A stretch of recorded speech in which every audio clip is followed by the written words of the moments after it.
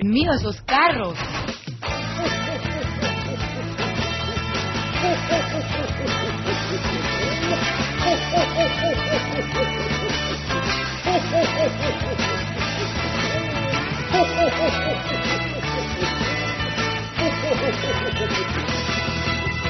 Down in Miami, where the losers all go, there's a big fat bastard named Jolly Joe. He manages a radio station there, and when it comes to paying bills, Joe don't care. Deadbeat Joe, man, what a baby, Deadbeat Joe, what a show, Deadbeat Joe. Joe's quick to point out that Beasley Reed has a spending freeze. Cracker, please. I'm not the only one who's being left with no choice but to leave on your desk a steaming pile of joys.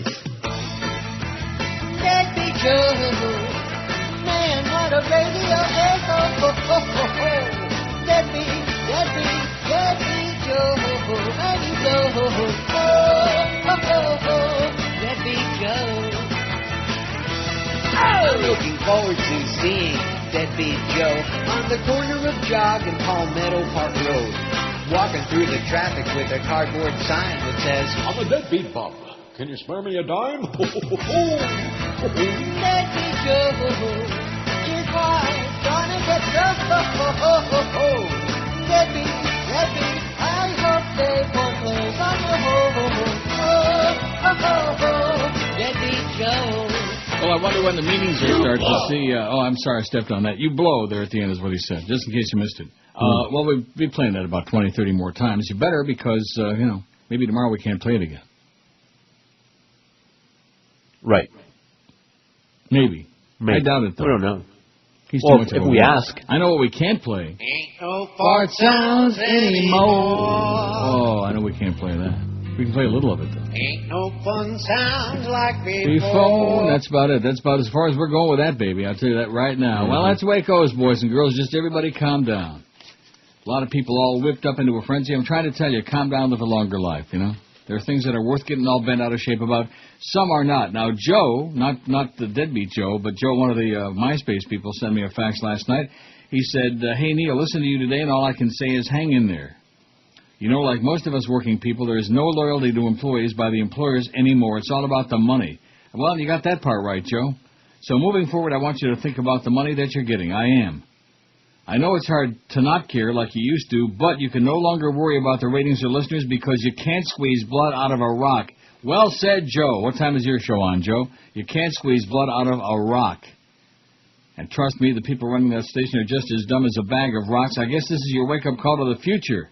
Show up, do what you can with what they allow, collect the check, and live life, baby. Now we're talking, Joe. There is no sense in contemplating what you could do because they seem to have all the answers. What the hell do you know? People like Joyce have all the answers when it comes to the Beasleys. Hopefully one day she'll F them over, too, and then we can all have our laughs. All my best, my friend, says Joe. Personal note to Joyce, karma is a bitch, honey. In other words, what goes around comes around, honey. One of these days is going to slap you right in the old rectum face. Well, that's what Joe has to say about a lot of that stuff. But, everybody just calm down. And, every now and then, when people least expect it, I'll sneak in like a little fart sound, just a little bit of that. And any more like that. Just a little taste, so to speak. Here's the poll result from yesterday before we do anything else on this show. And Chris is all ready to take your very important calls. WQAM, hello. Hey, Neil, how you doing, boss? Okay, sir. Long time. I just want to say that you're an old Jew fag. Okay. Wow, what a giveaway. Yeah. You fucking... Well, yeah, wow. Oh, there came the best part. We're going to let that go. But that's true, but we can't say it. Well, yeah, right. Anyway, here's the poll result from yesterday. See, that really worked well. What's your favorite theme song from a 60s TV sitcom? Yeah, we should have let that go, 1,351 votes on the poll yesterday. The Monkees, 180. The Addams Family, 158. He's probably one of those people that can't get on no more, at least, by conventional methods. The Monkees won it over the Addams Family, 180 to 158. The Beverly Hillbillies, 148. Gilligan's Island, 125. Green Acres, 118. The Andy Griffith Show, 87. The Jetsons, 81. Hogan's Heroes, 80. The Munsters, 75. Get Smart, 53. Mr. Ed, 47. I Dream of Jeannie, 46. Batman, 41. Bewitched, 20. McHale's Navy, 17. Petticoat Junction, 15. That Girl, 13. My Three Sons, 13. How's Robbie doing? Leave It to Beaver, 10. And then way on down. My Favorite Martian only had 5. These are the theme songs, keep in mind, okay? Not the shows. Gidget had 5. The Flying Nun had almost none. She had 5. Here's Lucy had 3. Hazel, 3. And Gomer's Piles, only 3. What happened to those calls that were coming in there? Yeah, you got them. There they are. No, I'm serious. What happened, Chris? You mean the 2 that were there? Yeah. I answered one. The other one disappeared, and no one said anything when I picked up. So. Oh, okay. Well, just checking, okay? Because now that we're screening again, we don't want to miss any really good ones if they ever come in again. Yeah, no just worries. mention that in passing. Well, yesterday worked out okay, and of course, Jolly Deadbeat Joe, he thinks that's the answer to all of his problems, man. If we just screen those calls, we got 1,402 friends on MySpace. And by the way, speaking of that first call that we had to dump, you ought to see the increasing number of people I'm blocking on the MySpace page. You'd be amazed at just the hostility and psychosis and just crazy, just angry, crazy people. It just goes with the territory, though. 767 votes on the poll. The biggest blunder at WQAM in the last 10 years was hiring Joyce's attorney, 244. That was my vote. Mine too. 32% of all the votes go to you, Joyce. They hate you, honey, like poison. Putting Stern on the air, 119. That sure worked out well. Can still think of those days when Duff's sitting there with the headphones on, having a nervous breakdown, dumping. Oh, boy. Duff, by the way, brought the guys food from Char Hut today. Not too much.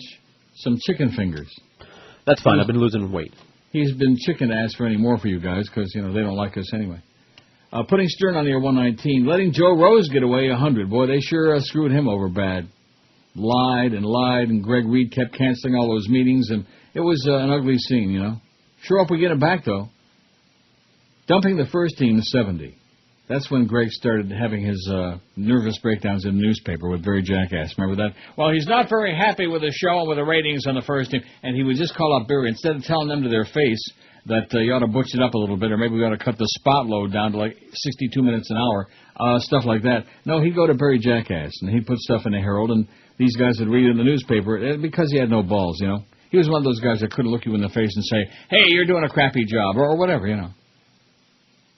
That was Greg. And, of course, like Joe told me yesterday, or whatever day it was Monday, said, Greg is gone. And I said, yeah, Joe, so is the audience.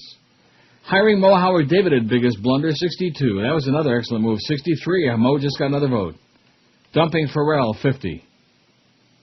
The Kenny and Bo morning shows got 39 as the worst blunder of the last 10 years. Letting Mo go, 38. Making Clarence the PD, our little boy sports nerd PD, jock sniffer, 22 votes. Hiring Neil, 20. Yeah, who'd want those numbers? And hiring Joe Bell, Deadbeat Joe's only got 6 out of 782. We got our 1,000 look today. You don't have to worry about that. Chris. Cool. WQAM, hello. Joyce's up. WQAM, hello. Hello, Neil? Yes, sir. Hey, Neil, great show. Thank you for taking my call. Hey, check this out. You remember a long time ago at another station, you used to do this clip about some fat guy that would take a jelly donut and take out the jelly and then put pudding in it? Yeah. What movie is that from? I like Fatso. Russian cooking. Fatso. That's it right there. Hey, man, what's up with that song? I love it. She blows, she blows, she sucks. She blows, she blows, she blows, she blows, she blows, she blows, she sucks. This is 782 great. on the poll. I beg your pardon? So this is great. I hope this keeps going all day. What do you mean? Oh, it is. It's fine. Listen, it's whatever. You know what? Whatever it is, it is. As Doris Day would say, que sera, sera, like that. Here's a story you're going to be very happy about. Okay. The wife of former Creed frontman Scott Stapp pleaded for authorities to come to the couple's home over the weekend as she told a dispatcher her husband was on drugs and pot and had just thrown a bottle at her, according to the 9/11 tape released yesterday. He was on drugs and on pot.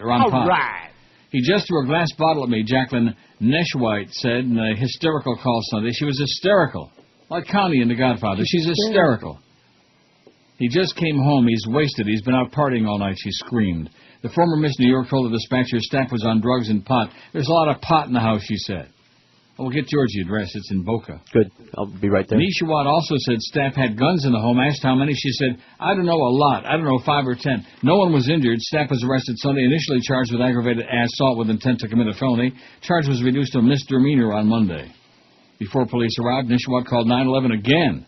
He's hiding all the drugs, she said. He's still under the influence right now. Staff was released from custody Monday. He's subject to random drug and alcohol testing. His guns, which he has licenses to own, were seized from a locked safe as part of regular protocol when authorities responded to a domestic abuse call, his attorney Robert Gershman said.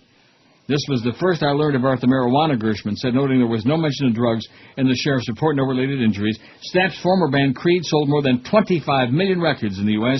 He has since launched a solo singing career, and obviously not well. He's got some issues, they say. What's this stuff that you're faxing me now? New copy from the unctuous Hank Guerrero? Wow. Is this effective as of today or what? Or don't we know about that? Don't know anything about it. Well, where did this come from? This just popped up somewhere? Jen came in and handed it to me, and I passed it to you, Jen. So somebody handed it to her, she handed it to me, and there you go. Well, there's a lot of handing around going on at QAM. This one hands it to this one, they pass it by Boopus and Goopus. Right. And it was not glad handing, though. It was just... No, it was sad handing. That's right. It's like when they brought the numbers in on that last book. Oh, boy. It was, that was sad handing. Sure. Oh, gee, we really getting killed. Oh, gee, well, yeah. Just relax, okay? Joyce will straighten it all out. We don't care. No. I kept saying, Michael Corleone did this, and Michael Corleone did that. So I said, yeah, sure. Farewell, all well, eat monkey brains in Helen. Now that you're dead, that leaves a few extra meals for us to eat, and we can drill your pubic for hot gas. I hope a tree grows through your ass.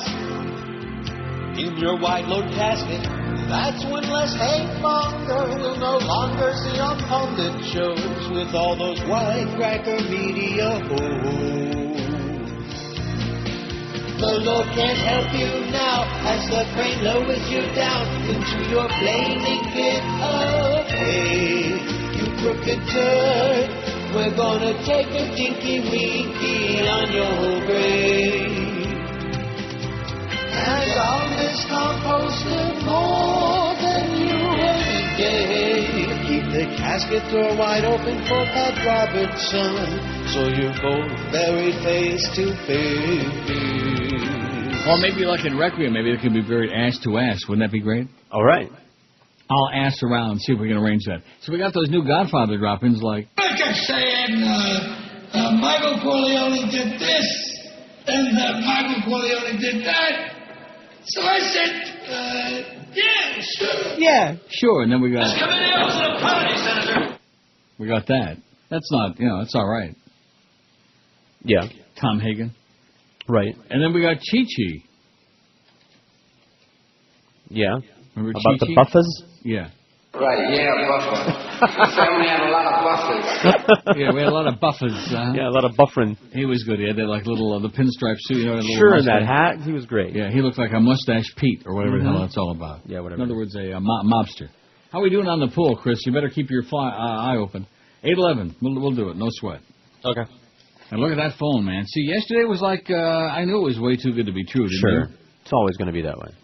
Yeah, first time after all that time, we're like, oh, yeah, this is going to really solve the phone problem, and there are going to be a lot of really great calls, and they're going to get all and cut out that stupid stuff Neil's been doing with that screenless the last 8 years or whatever it's been, Let's do it the way they do it on a real show, ones that get like 0.5s and 0.2s and things like that, ones that don't get even like that. Yeah, that jolly Joe, man, he really knows his crap. Deadbeat Joe. Mm-hmm. WQAM, hello. Yeah, Neil, I've been listening to you for a long time. And, I've been thinking about your dilemma or your situation or whatever you want to call it. My dilemma? What is my dilemma? Your dilemma is that your show used to be, wide open. Everything, I guess you let everything fall where it may. Now, of course, being told what to do is a little different. Yeah. And all I'm saying, too, is that for a year and a half. You hang in there, and then you hit the road and say goodbye, and what else can you do? That is correct. I mean, because Sirius satellite radio and XM radio and everything like that is the wave of the future, I guess, with regard to shock radio. Yeah, tell that to Opie and Anthony that got suspended for 30 days on the shock radio, right? Yeah, but that's what I'm saying to you. So sir, there is no more freedom of speech in America. That's what it boils down to. Whether it's Sirius, whether it's XM, FM, PM, AM, Beasley's, Cap, whoever it is, it doesn't make any difference. It's all gone. It's over with. What can we do? As citizens, as people of the United States of America, what can we do in the state of Florida? What can we do? Well, what are you talking about? What can we do? Censorship has gone out the door. I mean, censorship is insane. Move to a country where there's some freedom, okay? That's what I would suggest you, okay? Because America ain't it. America ain't it. Move to a place where they know something about freedom of speech, where the fascists, the Nazis aren't running things, okay? And of course, this business, I mean, this is a classic example of cowardice. Been going on for years, man. Every time somebody farts, if it's the wrong flavor, oh, gee, woe is us. And the National Association of Broadcasters, you wussies, man, every time the FCC does something aberrant and unacceptable, oh, yeah, well, we agree, and we have to monitor ourselves more carefully. You know, get out of here, you jackholes, man. It's pathetic. I like that word, jackhole. Yeah. Remember Jack Cole? No. WQAM, hello. Hey, Neil. Yes, sir. How are you today? I'm okay. Yeah, I'd like to hear some more sports in this radio station, please. On this show? Yeah. Yes. Likely story. Can you do that? No. Come on. No. All right, so I'll go listen to 790. Go ahead. Have a good time. WQAM, hello.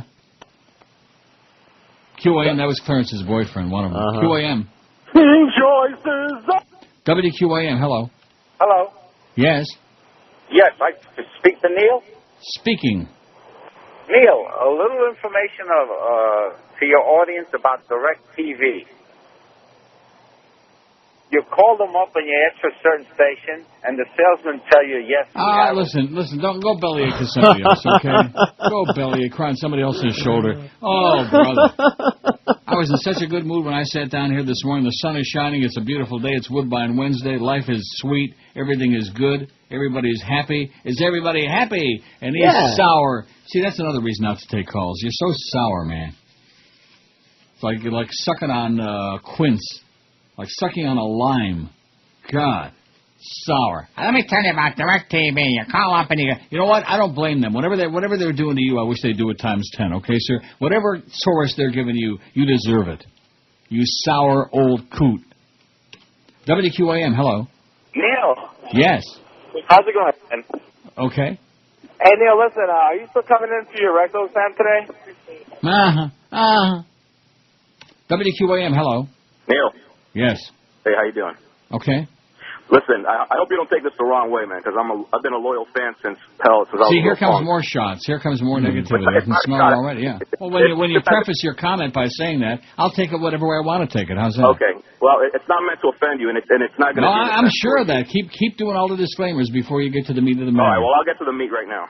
Yeah. Okay. First of all, that Opie and Anthony thing, the reason they got canned is because they suck.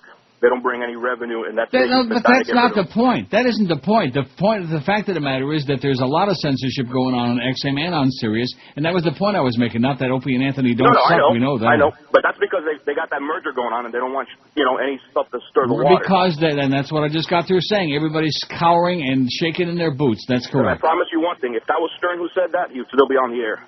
Yeah. But anyways. I know where you're at in your career, man, and listen, God bless you. You've had a long run here, and you've been entertaining, and I don't blame you one bit. You're comfortable. You're where you want to be. You're making a ton of dough. So what does that mean? Well, I would guarantee you, if this was Neil Rogers back when he was 35, 36 years old, and the censorship was strangling you the way it is right now, you would have gone to Sirius or one of those other stations to rejuvenate your career. Something you don't understand, sir. You know, you and a lot of other people, when you say you would have gone to Sirius, as if you just walk in the door somewhere, okay, I'm going to sit right now and down now, and you're going to put me on the air. You don't know what you're talking about. Life doesn't work that way. Well, didn't you tell us before before that Stern was mildly considering putting you on? Or yeah, and it didn't happen. Didn't happen. They never put one dime on the table. They never made any kind of an offer. They never put one dime down And you know, he and a few other executives over there are sucking up all the money from that, and that's why there's nobody on the air over there other than him that anybody cares about. And you know what? That crap is all filled with people like Pharrell who get fired on every station they've ever been on, who can't get a job on regular radio, and so all the people that will work for peanuts, those are the people who can't get a job and they're putting on the air, like Bubba the Love Sponge. And what sucks about it is, man, you would have been great nationwide, man. I mean, you just tapped into this local audience, and yeah, you got the web and all that, and that came, you know, in the fourth quarter. But I mean, if you would have been nationwide, what is the point of all this? You started out with all these disclaimers about what is the point? No, my point is that would have been the next venue for you if you would have been younger and a little more aggressive. I understand why you're not doing it. Don't get me wrong. If I was in your shoes, I'd be doing it. If they called Norma Kent this afternoon and said, we want to have you on the air, I'd be on the air there tomorrow, okay? I'd tell these bozos to stick it where the moon don't shine. But when you get to be, you know, like you said, at my stage of my career and my life, you think I'm going to, like, walk out the kind of money I'm making here? You have to be a crazy person. That's my whole point. I'm not a lunatic. I'm not a masochist. Well, listen, you hang in there as long as you can, man. You still got fans out here. Okay, I have no idea what he's talking about. You know what? Neither did he. I hope you don't mind. You know, like there's another guy in a dream world. Yeah, let's turn the clock back. I'd like to be 35 all over again. You bet your sweet ass I would. Oh, baby. Wow. Wouldn't I like to be 35 again, huh? Yeah. Oh. Yeah, but it ain't going to happen. And at my stage of my career, and things are so dismal. Yeah, right. Tomorrow's payday, by the way, day early. Check will show up, and if I told you the amount on the check, you'd like maybe change your altitude. It's going to be big and fat, and the check too. What is with these people? I mean, like they're all like some kind of like I said, depressing. It's South Florida, man, depressing. What did I say at the beginning of the show? I said just everybody calm down, and life is going to go on. And because a couple of comedy bits we can't play, that's going to be the end of the world. Censorship isn't just on this show. It's all across your country, baby. Your country, underline the your part. Ain't my country. You can have it. The fascist freaking USA. Oh, you can't say this and you can't do that, and it's too sexual, and this one's offended, and that beheaded hoe, and I'm, all this other crap. And people who are supposed to be like defenders of freedom and liberty, like Keith Olbermann, goes there behind Imus's back and finally, accomplishes what he's been trying to do for years and gets the old coot fired. Attaboy, Keith. You're off of my list. Michael Corleone did this, and Michael Corleone did that. So I said, yeah, sure. I kept saying, Michael Corleone did this, and Michael Corleone did that. So I said, yeah, sure. I kept saying, Michael Corleone did this, and Michael Corleone did that. So I said, yeah, sure. See, I like it. You depress me. You say I'm right, and then you always second guess me. Oh, what a letdown. You call my hand before I even get my bet down. And when I'm on the make, you seem to get a bad headache. Oh, and you depress me. So why am I in love with you? I'm dying over here. Oh, in a kitchen. Never thought 3-course meal so quick you're bitchin'. When there's trouble, I can count on you to leave me on the double. When I see you, I fall in love. So why am I covered with rust? When you depress me, why am I in love with you?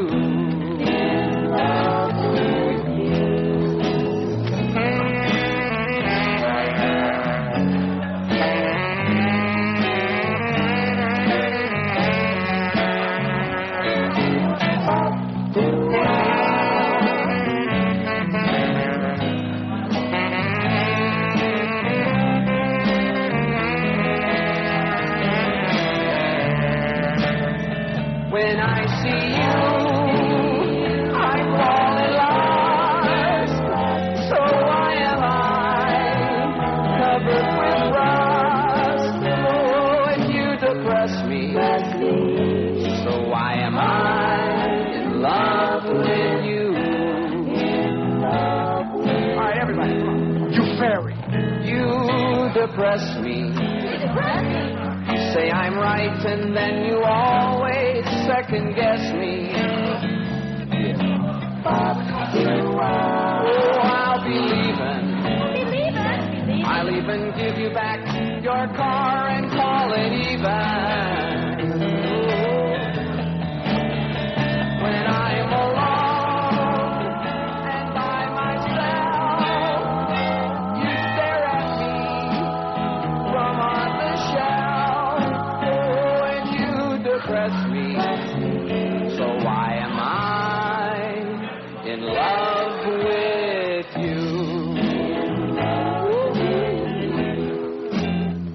Oh, brother, say that again. I want to play that whole thing, just the rest of the show, along with the Frankie Penitentiary dropping. 10:35 at 560 WQAM. Hey, we got Mad Dog at 2. We got the Power Hour with Mad Dog and the Humper 4 to 5. Hank Goldberg solo 5 to 6:30. They brought in extra oxygen this afternoon. Marlins on deck 6:30 to 7:05, followed by the Marlins and the Philadelphia Phillies. And then game night with Eddie K after the ball game.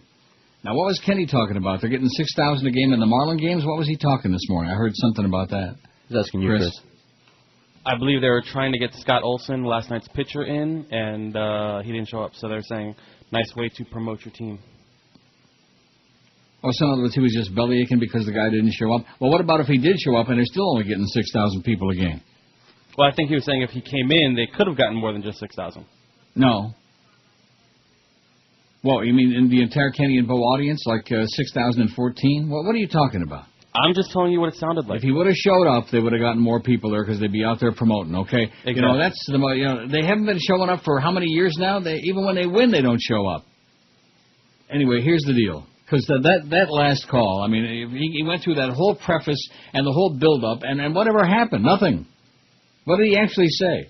Well, if you were 35, you'd walk right out now and go over to Sirius. I'd go over there. I'm going over there. I'm serious. And then what? See, you people, a lot of you just don't want to admit there is no freedom of speech, or freedom of anything anymore, but freedom is dead in America. It's finished. It's over. It's over. When you think of the things that we used to be able to play, I mean, just a year ago, or a couple of years ago, for example. Yeah. Like that. Never again. Played it a million times, Dennis Leary and the A-Hole song. Or like the one we were playing a little bit of yesterday. Years ago we're talking. Down, down, We could spend the next year and a half, whatever it's going to be. 1 year, 7 months, 7 days, 13 hours, 25 minutes, and 43 seconds for News County. It's right there at the bottom of the NeilRogers.com on our website, way at the ass bottom. And believe you me, I'm counting it. Well, I was driving down I-95 the other night. Yeah. Somebody nearly cut me right off. I mean, this was not even, there was no controversy about it. Am I right? Right. Or the I-95 song. That's what I was just playing. Or that one. I was still on the previous one. You're coming unglued from the caller. Yeah, from the callers. That's what it is. He was so depressing. Yeah, that's what it was. Yeah, really uplifting. I'm really going to miss people like you after a year and 7 months. What he's trying to say, which is what a lot of people are trying to say, is once upon a time Neil would have done something, even though they don't know what that is. Yeah. Done something, and said what something. What is that I would have done? Exactly. Once they upon can't a time, that. they wouldn't have said you can't play this, you can't say that, right. and whatever they did. And we got that back then, too. And you know what? Did I walk out? No, of course not. See, one thing you learn if you get to be a responsible adult, even if you don't have a family to support. I have my own family I support. But when you get to be an adult and you made those mistakes in your impetuous youth when you walk out and you get disgusted, I'm all through. I've done that. Mm-hmm. And then you learn your lesson because then you're out on the beach for like 6 months or a year before you get your next gig and your next paycheck coming in. If you got any kind of brains, you don't do that. There's a thing called survival, okay? Yeah, you can be pissed off and you can have a little, whatever. But the bottom line is you don't just get up and walk away, especially from the kind of money these idiots are paying me. And by the way, they make money on this show. Even Deadbeat Joe admitted that on the phone with that stupid call the other day. They don't lose any money on this show, and they never have. And they never will. But nobody in their right mind does such things. And you people out there that want to tell me what I should be thinking and what I should be doing, get a life, get a brain. And this guy's giving me Opie and Anthony got canned. First of all, they didn't get canned. They got suspended for 30 days. So this guy don't even know what he's talking about. If Stern would have said it, nothing would have happened. Yeah, just like all the fines when he was on K-Rock. Nothing would have happened. which is why he got off of terrestrial radio in the first place. And satellite was supposed to be the answer. Is it the answer? No, because they're caving in the same way. Exactly the same way. WQAM, hello. Hey, Neil, how are you, buddy?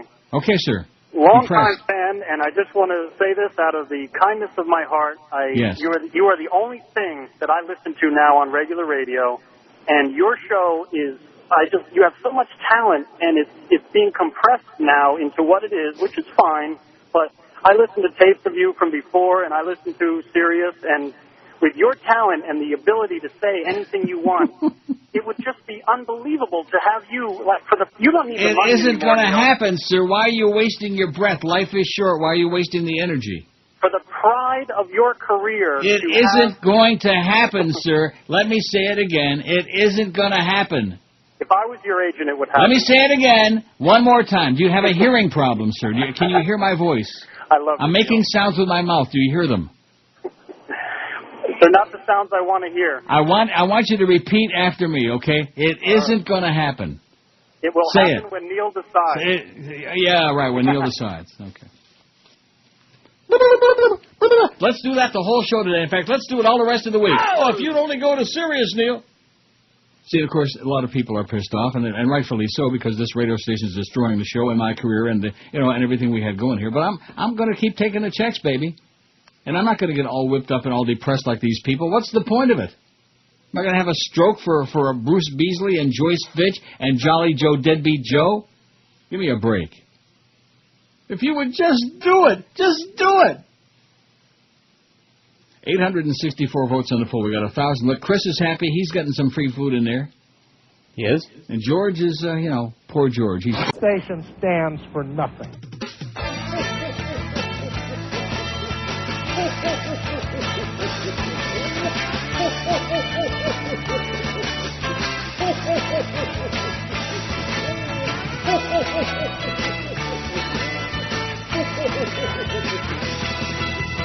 Down in Miami, where the losers all go, there's a big fat bastard named Jolly Joe. He manages a radio station there, and when it comes to paying bills, Joe don't care. Deadbeat Joe, man, what a radio! Deadbeat Joe, what a show! Deadbeat Joe. Joe's quick to point out that Beasley Breed has a spending freeze. Cracker, please. I'm not the only one who's being left with no choice but to leave on your desk a steaming pile of joys. Deadbeat Joe, man, what a radio! Deadbeat Joe, and you know,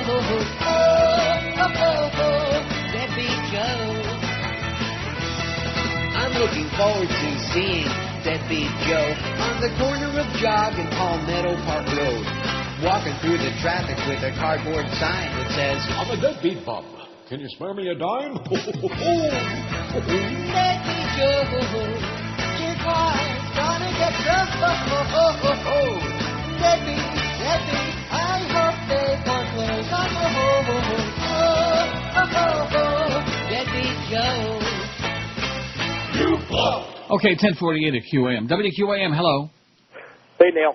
Yes, sir. Calling you from Syracuse. I got a cute story for you. I teach at a business school up here, and I have a student, an older lady, said on the first day of class, said, don't be alarmed, but when you're talking, I'll be looking at your lips and not your eyes, or your eyes and not your lips. And I didn't process what she was saying, so I just said, okay, I'll just keep making sounds with my mouth.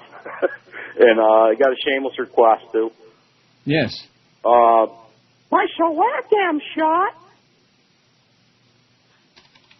Anyway, Doug Thompson writes, was it good for you two? After I read this, because I just saw he had this rant on there today, Capitol Hill Blue. When I saw that, I figured I better get to it right away, because he's always good. Right. And then I'm going to reply to those 3 or whatever callers we had. See, one thing about a lot of you folks out there is that you're yentas. You're getting ready for your condo commando stage, okay? And what you want to do is tell me all about my life and how I should live my life and what I should do with my career and where I should go and yada, yada, yada. And you don't know a damn thing. You haven't got any idea what you're talking about. So when I finish reading this thing, I'm going to spend a while telling you, and then you can, take it and put it in your pipe and smoke it or stick it where the moon don't shine or whatever you want to do with it. I really don't care. Because that's one thing I don't do. I don't take instructions about the show from callers, and I certainly don't take instructions about my life from strangers, like your friend would say. From a stranger, they're going to tell me what to do with my life. Well, if you were 35, well, guess what? I'm not 35. And I'm not going to be again. Oh, jeez, Neil. Anyway, Doug Thompson says, was it good for you, too? Voters last November gave Democrats the keys to the kingdom of Washington because they wanted American soldiers out of George W. Bush's failed war in Iraq. Instead, the Democrats greased up their butts, bent over, grabbed their ankles, and let W do them into submission, screaming all the while, please, sir, may I have some more? There's some words in here I'm changing around a little bit. On Tuesday, the last remaining whiff of fading Democratic integrity vanished as congressional leaders in both the House and Senate backed down on demands for a withdrawal timetable and caved into Bush's belief that he has absolute authority to wage war any damn way he pleases. Amazingly, the party with a mandate from an electorate that overwhelmingly wants this country out of Iraq went head-to-head with the most unpopular president since Herbert Hoover and lost. Hell, they bent over and gave in to Bush's screwing with such ease he didn't even have to ask for a reach-around. And again, I'm deleting some words, changing some other ones. You follow what I'm saying? I do. Well, you know, we're under this tremendous pressure now. I know. Only a fool believes promises made in a political campaign, and the voters who turned out the corrupt GOP leadership fully expected the Democrats to stop Bush's despotic rule and restore some accountability to government. Silly rabbits, tricks are for politicians, and the joke is on us. We should have known the fix was in as soon as incoming Speaker Nancy Pelosi took impeachment of Bush off the table. She sealed the deal by abandoning her pledge to put ethics out of politics and backing corrupt old boy politician John Murtha for Majority Leader, a stupid political move voted down by other Democrats. And we already knew not to expect much from Senate Majority Leader Harry Reid, a bribe-taking Nevada Pole beholden to any special interest with a checkbook. Tuesday's capitulation to Bush clearly shows the Democrats weren't ready for prime time. They lack the courage of their self-proclaimed convictions and haven't shown enough competence to lead a Cub Scout pack on an overnight camping trip in the backyard, much less a Congress. As a result of their failure, Bush's war in Iraq continues as planned. His escalation continues as planned. Hundreds, perhaps thousands more Americans will die. Thousands, perhaps hundreds of thousands more Iraqi civilians will face death as well. After 5 months of unremarkable control of Congress, Democrats have left America naked and vulnerable to the greatest threat to peace the world has ever known, an international terrorist named George W. Bush. Let's hope the nation's drugstores stock up on an ample supply of KY lubricant. We're going to need it. Thanks to the Democrats, the rest of America will be taking it up for at least another 18 months. How do you like that? I can't say ass. Can I ask you if I can say ass? Okay. Ass away. I just asked you. Well, I can say it, but I certainly don't want to say taking it up the old... Oh, no, don't say that, Doug. That was Doug Thompson said that, not me. Not a respectable pervert like me, I wouldn't say that. 887 votes on the poll. Let's take a look at that, and then we'll do the break, and then top of the hour I'll go into my own rant, okay? Because if that's what it's going to... the interesting part of it is we just got through talking about the fact that the shows last week, for example, were great. We had a good week. Didn't take any calls. Right. And yesterday we had a good show, too. And we took some calls, for the first time in a long time. We had Chris screen them, and it worked fairly well. But you can see right out of the box, just like I've been saying, I've been doing this a long time. I know when people have nothing to say. They haven't had anything to say for 20 years in this town. Nothing. Except to speak in English, speak in English. I was in Miami and nobody spoke English. The same old, Same old tired swill. So what makes anybody think that's going to change? But the idea that because we can't play no more fart sounds, which I'm not happy about, but the idea because of that all of a sudden the world is coming to an end. Grow up already. Get a life. Get a freaking life, you idiots, you morons. Oh, if you would just go to Sirius. That guy, the last one, he was the best. He's the best of all. Because he just kept repeating. He was having a conversation with himself. Not the guy from Syracuse, the guy before him. Having a conversation with himself. No matter what I would say, he just kept repeating the same thing. And I kept saying, it's not going to happen. Oh, yeah, but you would be so... Yeah, right, that is correct, okay? And see, first what they don't understand is that the Beasleys pissed Howard Stern off because, as usual, they don't pay their bills. And in Naples, they got way behind paying to carry the show, which they were paying a fee to carry it. And as a result, he fired their ass. And so he was pissed off at the Beasley. So any deal that was going to be made with yours truly to put me on Sirius and keep me on here until the end of my contract, that vanished. That's another way they really stuck it to me. Not to mention the deal they made with putting Stern on the air in violation of my contract, which the deal they made with him was he could go on until hell froze over. Even though they had a contract with me to do 10 to 2, Stern could go on, and he did. I think the first day he was on to like 11:15. That's the way this company operates. And you know something? They may not pay their bills, but they pay me a day early, and that's all I care about right now. And you better get that through your head. Is that the optimum situation? No, of course not. But there are no optimum situations in this business anymore. How many years have I been saying, George, that it's all done? The radio is finished. How many years have I been? About 100. 893 votes on the poll. I've been telling you that because listen, I've been doing this a long time. You can smell the handwriting on the wall, baby. Oh, man. God only knows what they've been writing with on their finger. Oh, Christ. The biggest blunder at WQAM the past 10 years was 897 votes. We got 1,000 made in the shade. Hiring Joyce as attorney, 289. Absolutely correct. That is the correct answer. Because she is largely responsible for where we find ourselves today. See, I know it comes as a great shock to a lot of people out there. Joe Bell doesn't run this radio station, and even the Beasleys don't run it. Joyce Fitch, the corporate attorney, totally with no background in broadcasting whatsoever. She's calling all the shots. And the reason that they refuse to put any of their policy in writing is because they don't have a policy. She makes it up as she goes along. Whatever Joyce is pissed off about today, whatever Joyce can do to like clamp down on the Neil Rogers show or any creativity on this radio station, that's what we're going to do. Now, you can't put that in writing.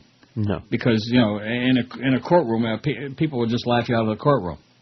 But that's basically what the policy is. Whatever Joyce decides today, you can't say, you can't play. That's the QM policy. She's calling all the shots. Jolly Deadbeat Joe, he's as impotent as a man who's had his goods cut off. Sliced right off. 897, I bet if I refresh it again, we got 900 even, I knew it. Biggest blunder in the last 10 years, hiring Joyce 290, putting Stern on the air 141, that worked out so well. Letting Joe Rose get away 115, dumping the first team 74. Hiring Mo Howard David 71, that worked out extremely well. Dumping Farrell 63, who shouldn't have been hired in the first place. Letting Mo go 49, they want you back, Mo. The Kenny and Bo Morning Show 45. Making Clarence the program director, Little Boy program director 24. Hiring Neil 22, bad mistake. And hiring Jolly Joe Bell, Deadbeat Joe, only 6. And that's because they don't know. They don't know, Joe. This is the Neil Rogers Show. This is your brain. Any questions? No. You gotta get serious, Neil. That Yankee Nazis for the station is out to get our ratings filled. A lawyer for a corporation of deadbeats that don't pay their bills. Oy vey, she took the parts away. That Joyce Fitch bitch, that stinking nasty bitch. Like Heather Wilson, a corrupted. Clueless 30 words hard. Claims to be an attorney, but did she stopped to drink or pass the bar? Oy vey, she tells us what to say. That Joyce Fitch bitch, that rotten, smelly bitch. She's unqualified. Don't know crap from radio. On a mission from Christ to murder the Neil Rogers Show. I saw her swinging with her husband in a Fort Myers swing club. On the pool table she's able to take them on one by one. Oy vey, just send that bitch away. That Joyce Fitch bitch, that stinking skanky bitch. Well, we don't have any memo not to play that one yet. I just mentioned that. What? It's early in the day yet. Yeah, that's correct. It's only 11:02, so maybe by noon we can get a... Hey, quick, play it again. and Deadbeat Joe's made it on there twice already. Yeah. You know, these people that are calling, man, you are just... Oh, that's nothing new. You know, callers have been pathetic for 100 years. But it's always the same thing. You know, see, I'm in a good mood. I'm smiling from ear to ear. Tomorrow's payday. I'm going off to Woodbine this afternoon. The sun is shining. It's going to be like 80 degrees here today. It's beautiful. Well, what's not to like? What is not to like? But what really frosts my ass is when people start giving you advice on life and they don't even know you. Because you listen to this show, you think you know me. You don't know squat. You don't know squat. There are a few people that I converse with on MySpace, and very few, a limited number. You can count them on one hand.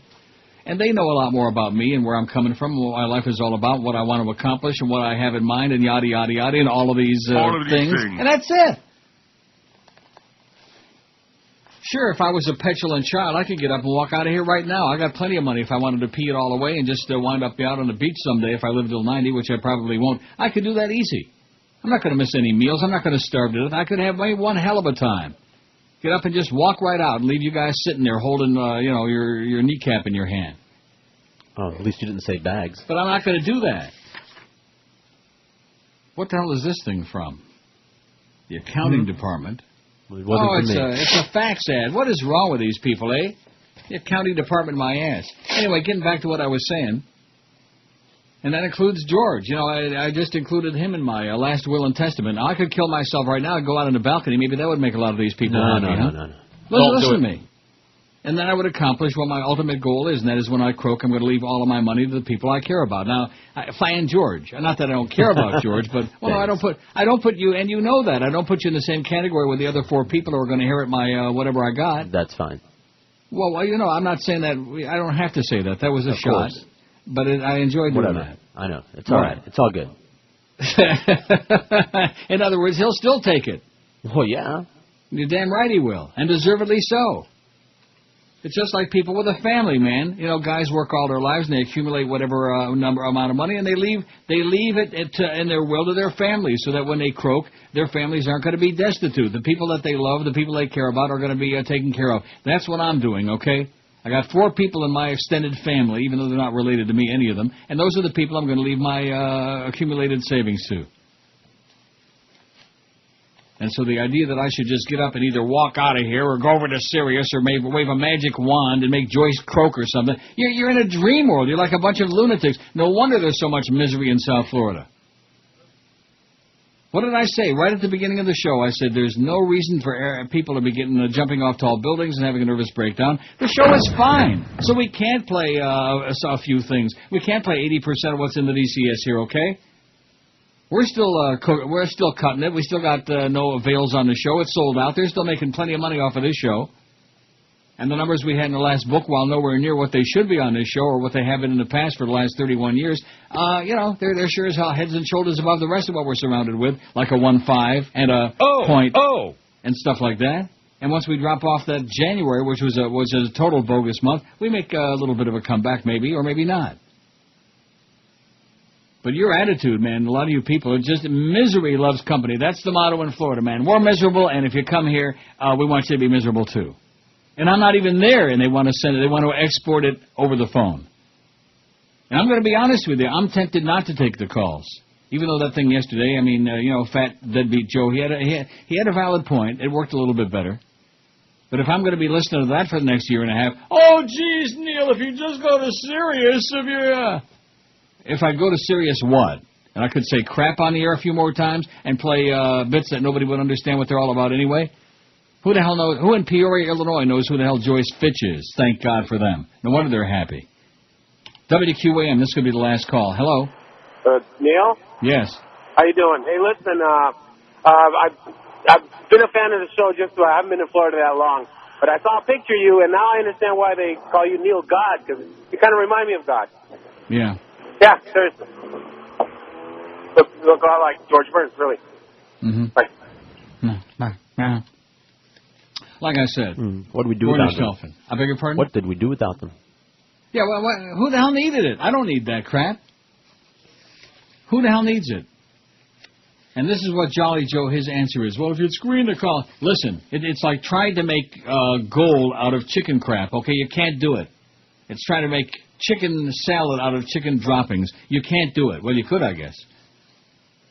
That's what Joe Bell's idea. This man hasn't got a clue what I do. He hasn't got the foggiest clue. And when you spend 30 minutes around the phone pouring your guts out with a man who's supposed to be the general manager of a business, forget about whether it's a radio station or a damn shoe shine shop. And at the end of the 30 minutes, he says, I don't know what to tell you, Neil. And then this is always the response. Always the response. I don't know what to tell you. And see, now you're letting me getting all whipped up here. I might actually go out. No, it's a damn good thing I'm going to Woodbine, because I can't go out for ice cream. Well, I noticed up on I noticed up trackside level they got a new ice cream thing up there now. I noticed them putting that in there just in time for the summertime, I guess. In the summertime, Mongo Jerry, that's what they're doing. It's going to get hot, and people are going to eat a lot of ice cream, and then they're going to swoon. Their blood sugar will go up to 600. Then they'll go back down to the machines. And boy, if your blood sugar is going up, and you're under stress, like playing machines or whatever, or playing something, then your sugar goes even up that much more. You know what I'm talking about? No. Well, what I'm telling you right now is I'm not going to, spite myself. I'm not going to cut off my nose to spite my face because I work for a bunch of morons, okay? I've sat back and I've been yelling about it. You've heard it if you're a regular listener to this show for a couple of years now. When are they going to do something? What are these people thinking about? What are they doing? And haven't I said the last couple of weeks that they're not even competing? They're just rolling over and playing dead? But we got the Dolphins! We got the Dolphins! Yeah? And Jolly Deadbeat Joe, during our conversation, he said to me, well, don't you think that's important now? And I said, no. Except for people in their cars, people are either at the game or they're watching it on television, the Dolphins, or any other live sporting event. Live sporting events on radio, man, went out with knickers, except in real sports markets, which South Florida is not, and never will be. And all the belly aching about, only 6,000 people showing at the Marlins game. Who the hell is going to show up? There's no baseball fans there. Who's going to show up? Well, if we just spend that money to build that stadium, yeah, that's going to really do it, just like at UM there. That stadium, that arena they built for the basketball team, and they still don't draw flies. Just keep building another arena on every street corner, and they will come. Not just like the Panthers with that beautiful arena in Sunrise. They come in for those games? No. They filling that place up? No. You betcha they're not. They lie through their teeth about that attendance, constantly. Yeah, he's bringing them all out. Anyway, so what do you think? About what? About life. No, seriously, about these calls. I have my own ideas about what I'm going to do with the rest of my life and what I'm going to do with my money that I've worked for 100 years to make, and I'm going to take care of the people that I care about, and that's the way it's going to be. And just because we got a bunch of overgrown children out there because we got one bit that we can't play anymore, you ought to get up and walk out. You ought to go over to Sirius. Ain't no fart sounds anymore. Yeah, that's enough. We know the rest. She blows. We know the rest. We can all sing it together. Hard. That's right. Even a child can sing it. She blows.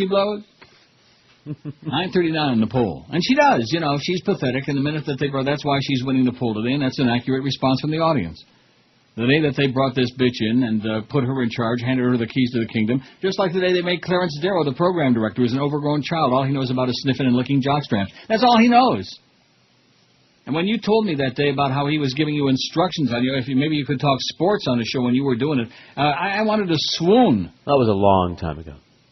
So what difference does it make when it was? I know. He said the same thing to you. Yeah, that's right. Oh, you think you can talk some sports? Yeah, pretending he was joking, but of course it's serious. He's starting to make that same sound that Jolly Joe makes all the time. Ho, ho, ho, ho, like that. Well, when it gets to be Christmas time, there'll be no shortage of Santa Clauses, I'll tell you that. We got Panty Waist and Santa Claus. And that's where we're at. And like I said, like I told fat-ass Jolly Joe on the phone the other day, I'm going to continue coming in, showing up here at 10 o'clock every morning, in fact, long before 10 o'clock, and doing the best damn thing I can every day. And I'm going to rant and rave and scream and holler and jump up and down, and I'm going to do whatever I can. And these people that are calling and getting all bent out of shape, instead of doing that, you ought to be kissing the radio that I'm still here, because guess what? Compared to the other swill that you'll find on your radio dial, AM, FM, PM, Sirius, XM, whatever, PMS, we're still kicking ass. And you know it and I know it. This business blows. Just like Joyce, it blows. It blows. It blows. It blows. Come on, Chris. Come on. It sucks. It blows. Get it right. 941 votes on the poll. We'll have 1,000 this hour. Everything is just fine, okay? If you people would just relax.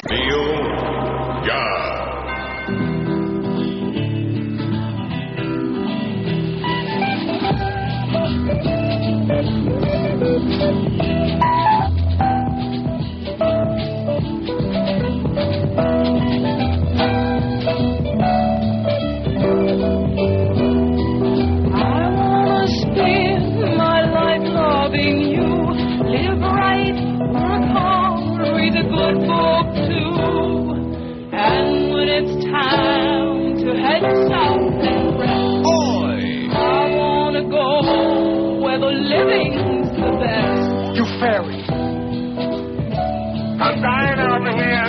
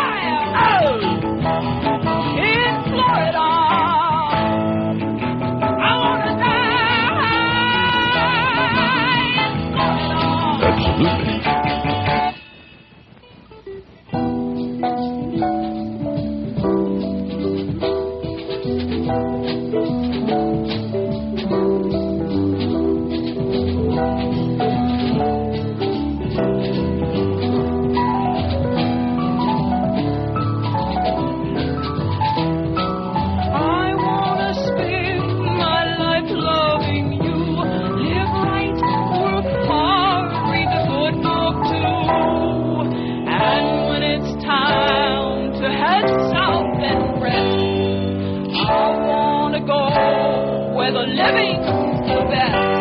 I wanna die. Oh.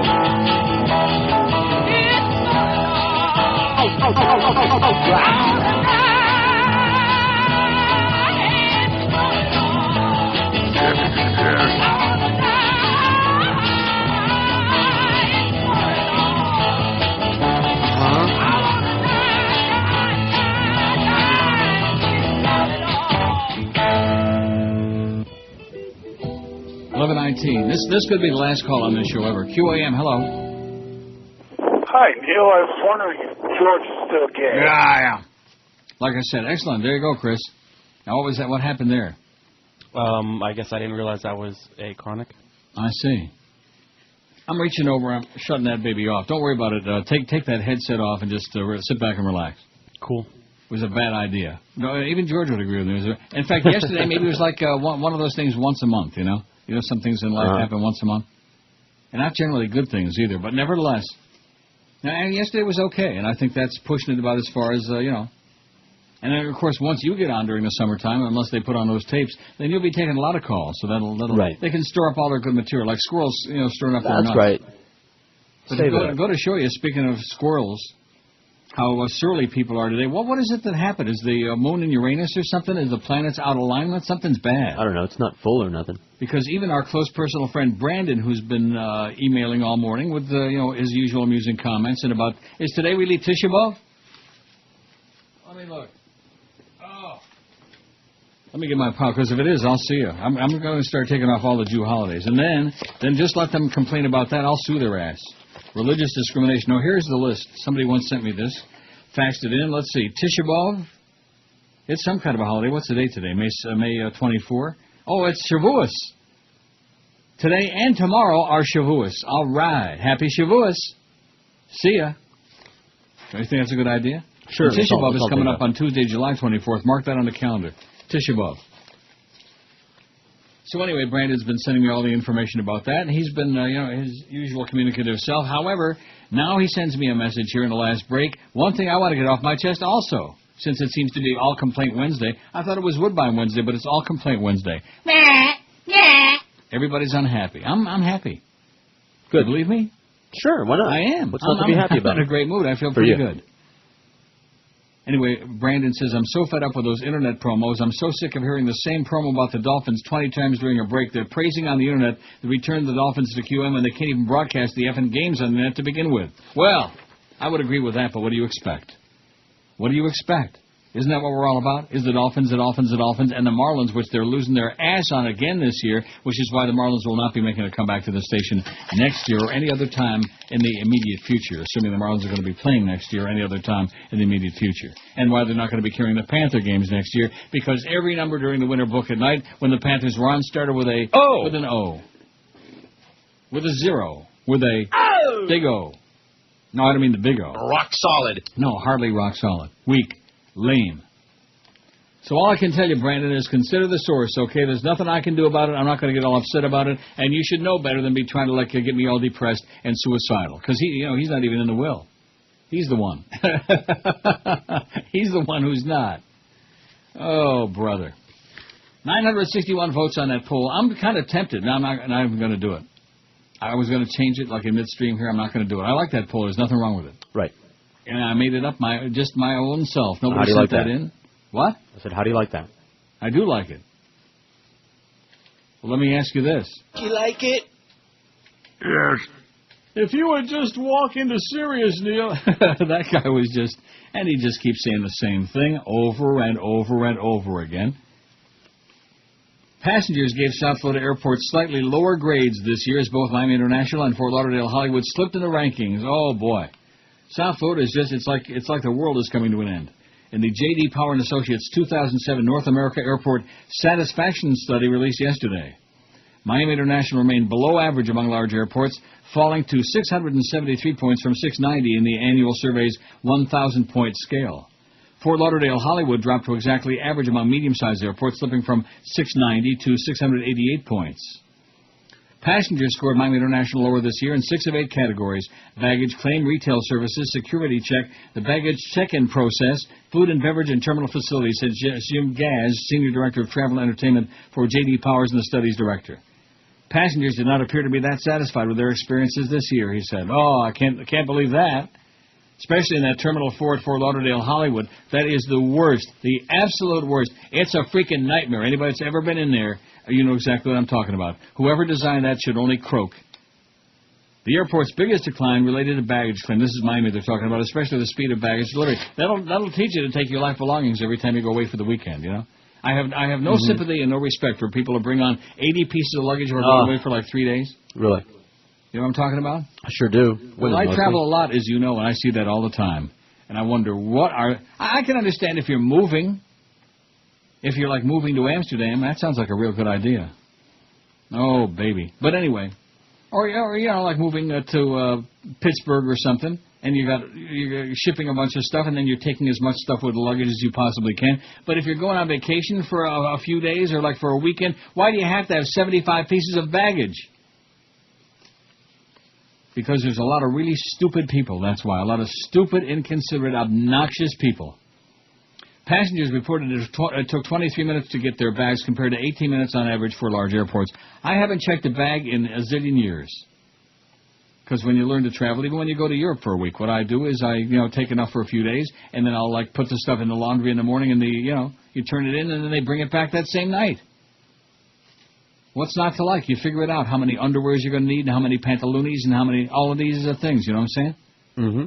Doesn't require a genius. You don't have to take you don't have to empty out your closet and take 16 suitcases when you're going to go away for a few days. Passengers also rated Miami International below average in ease of finding baggage carousels, the physical condition and cleanliness of the area. They are definitely in the bottom quartile among large airports for baggage claim. Well, that'll teach you to check bags, okay, you lunatics, you. Miami International improved, however, in airport accessibility and customs and immigration. Aware of baggage issues, Miami International created a task force late last year to address baggage claim problems, starting with American Airlines. American also reallocated supervisors to oversee the new baggage operation and made adjustments to worker shifts in how bags are organized on planes. Moreover, Dade Aviation Department is about to launch an aggressive customer service campaign that will address a wide variety of areas, Miami International spokesman Greg Chin said via email. Overall, at airports nationwide, air travelers said they were considerably less satisfied with the baggage claim process this year. And like I said, I have no sympathy. Quit checking bags, you morons, you. You idiots, you fools. For its part, Fort Lauderdale Hollywood's score dropped in 5 areas, with the largest decline in food and beverage and retail services. Customers also gave lower scores to security check, baggage claim, and the check-in process. Within retail services, the airport received a lower score this year on professionalism of staff and variety of products. In the food and beverage category, customers said the variety declined. And in that Terminal 4, they got like one restaurant there, and when it's crowded, which is most of the time, they're lined up 800 deep to get like a sandwich and a soda, whatever the hell they're getting. It's pathetic. Like Miami International, Fort Lauderdale's score improved in airport accessibility and customs and immigration processing. Fort Lauderdale spokesman Greg Meyer said the airport's ranking is not good enough. Amen to that, Greg. You guys suck. The airport in Broward County are absolutely dedicated to making the experience for passengers at the airport simply the best it can be, he wrote. Well, let me know. Send me a telegram when that happens. Neil, God. Welcome to heaven. All those waiting to enter the gate, please remain seated until your name is called. Excuse me. Hey, where do you think you're going, pal? Jesus says heaven has a special place for me. That's what you think, chum. You don't understand, my friend. I am the good Reverend Jerry Falwell, and I have devoted my life to the word of the Lord. Ah, one of those. Yeah, I know what you are. Jesus. Yes? I got a guy here named Falwell. Says you got a special place for him. Oh, he must be one of those. Yeah. Let me talk to him. Is this the voice of God? To some, but I never talked to you before. Or your buddy Bush, for that matter, you delusional con. I beg your pardon, sir. I am so sick of you flim-flammers fraudulently using my name for greed and power. I never used the Lord's name in vain. Oh, yes, you did. Dude, I got a big surprise for all you crooks down there. And what's with all you inbred speaking in tongues? What's that about? It helps convey the word of the Lord. Well, I'm the Lord, and here's your word. Reincarnation. Oh, and by the way, Jerry, I'm gay. Take care of it, Pete. I'm on it. Okay, pal. Let's see. Got you slated to return the SpongeBob. Wait a minute. Nope. That's reserved for Robinson. You get Tinky Winky. No, wait a minute. I'll have you know I'm not... Go to hell. Eat it for the hobo. Give me money. Eat it for the hobo. It's 11:33, 27 till noon at 560 WQAM. Wouldn't it be something if Jerry Falwell went to Homo Heaven? And you know what they'd be playing there? Ain't no fart sound anymore. That's what they'd be playing. As Jerry came waddling through the dough. Ain't no fart sounds anymore. Anyway, we got 993 on the poll. That's not too bad. I'm got that thing shut off now. Why did I do that? Because it seemed to work fairly well yesterday, and and that was the quota. We reached the quota for the year, I think, yesterday. Michael Roston writes on Raw Story, a columnist at the news website Salon argues that there are deep motivations that stop Americans from wanting President George W. Bush to be impeached for the many crimes he's alleged to have committed. Alleged, I don't think needs to be in there. There's a deeper reason why the popular impeachment movement has never taken off, and it has to do not with Bush, but with the American people. Bush's warmongering spoke to something deep in our national psyche, argues one of the website's editors, Gary Camilla, who believes impeachment is justified.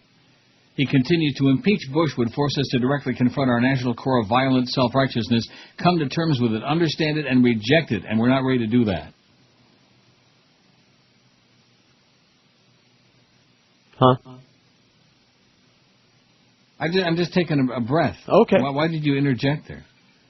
Oh, because there was this long pause, and... right, it's the pause that refreshes. Right. Well, analogizing, I'm looking at that word, and ordinarily it's not a word that I use very often. No Do you problem. use that word? I was looking at it. Okay. Analogizing the relationship between President Bush and the American people to a failed marriage that is fighting against the inevitability of divorce, Camilla says that most Americans cannot acknowledge their complicity in the policies of the Bush administration.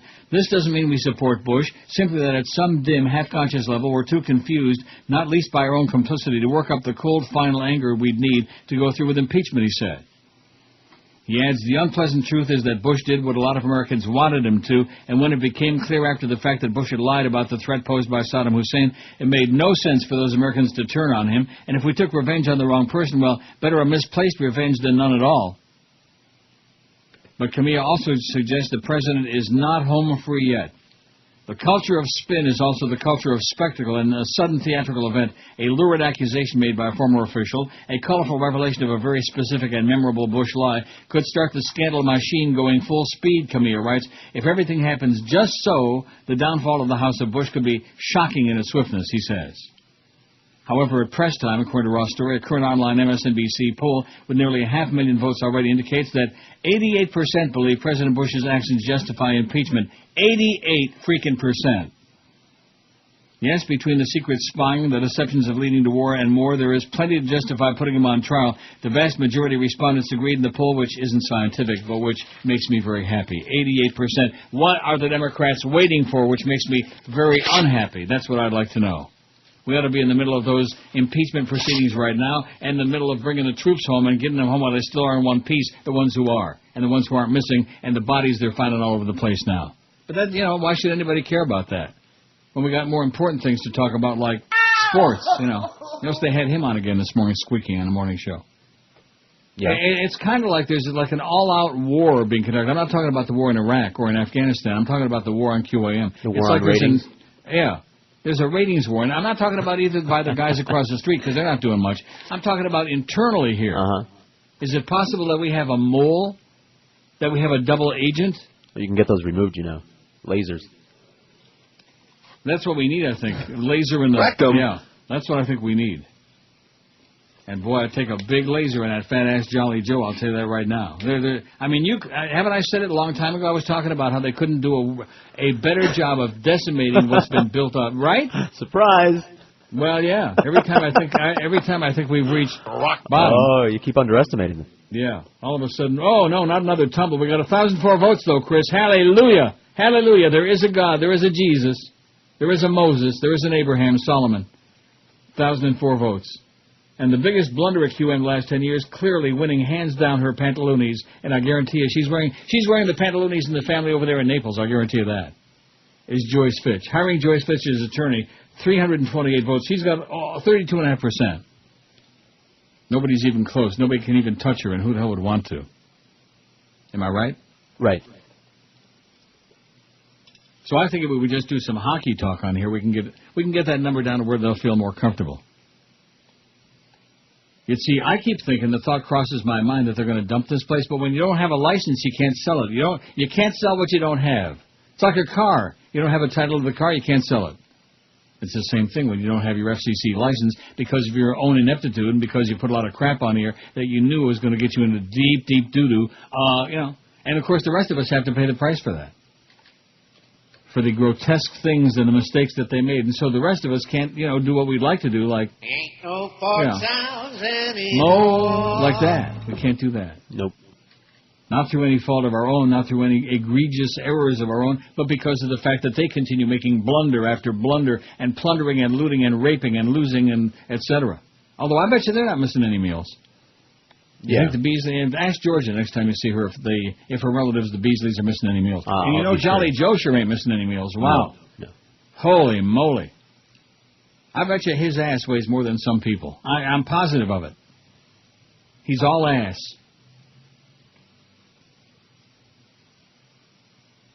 Yeah. I'm just taking these long pauses. That's fine. I don't know what you're getting all uppity about. Sometimes the line drops, so... The line is not dropping. The line is as clear as a bell, man. Now, and I know it's clear as a bell now, it's but clean at any moment... for the old queen, okay? Don't be giving me a song to dance about the line dropping out. It does. In fact, you know what? Maybe I'll make it up that the line dropped out. Okay. And maybe it'll never come back. Okay. I got a song queued up. How's that? That's fine. See, the one thing you should understand is this. Let me give you an advance warning. If the day ever comes when I get so exasperated that I do take a walk, it'll certainly be after payday and after the check is cleared. I know that. Right. Keep that in mind at all times. So today and tomorrow, and probably Friday, the rest of this week, I think the coast is clear.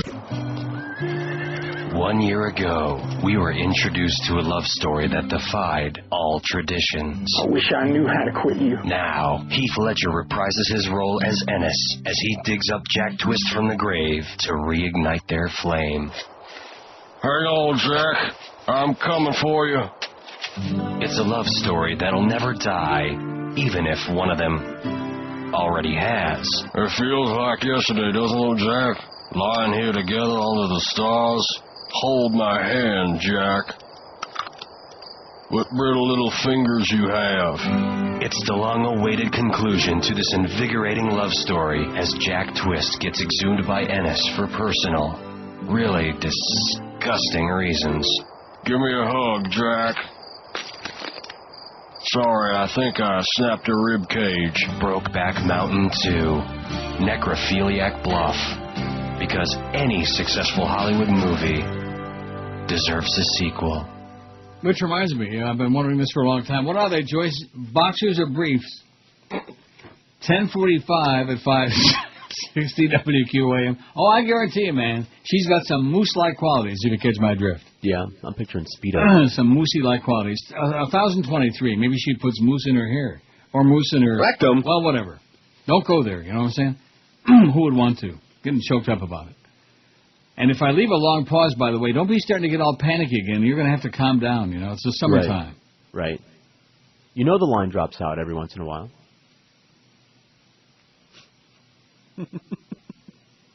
About a quarter of young American Muslims. I'm going to start doing that all the time because I'm really shocked with you. I would think after all these years that you would understand I'm just funning everybody, but you're like, you're so easy. You drop out. I beg your pardon? What? About a quarter of young American Muslims believe to some extent that suicide bombings can be justified to defend Islam, while nearly 80% of all U.S. Muslims reject such attacks. A new survey showed yesterday. Isn't that lovely? About a quarter of young American Muslims says, sure. Yeah, sure, like Frankie Pentangeli. Let's play that one more time. In fact, let's play that till 2 o'clock. I kept saying, Michael Corleone did this. Yeah. And Michael Corleone did that. So I said, yeah, sure. Yeah, sure. He, you know something, seriously, when you come right down to it, he is the most underrated character in the any of the movies, Godfathers. Am I right? He's great.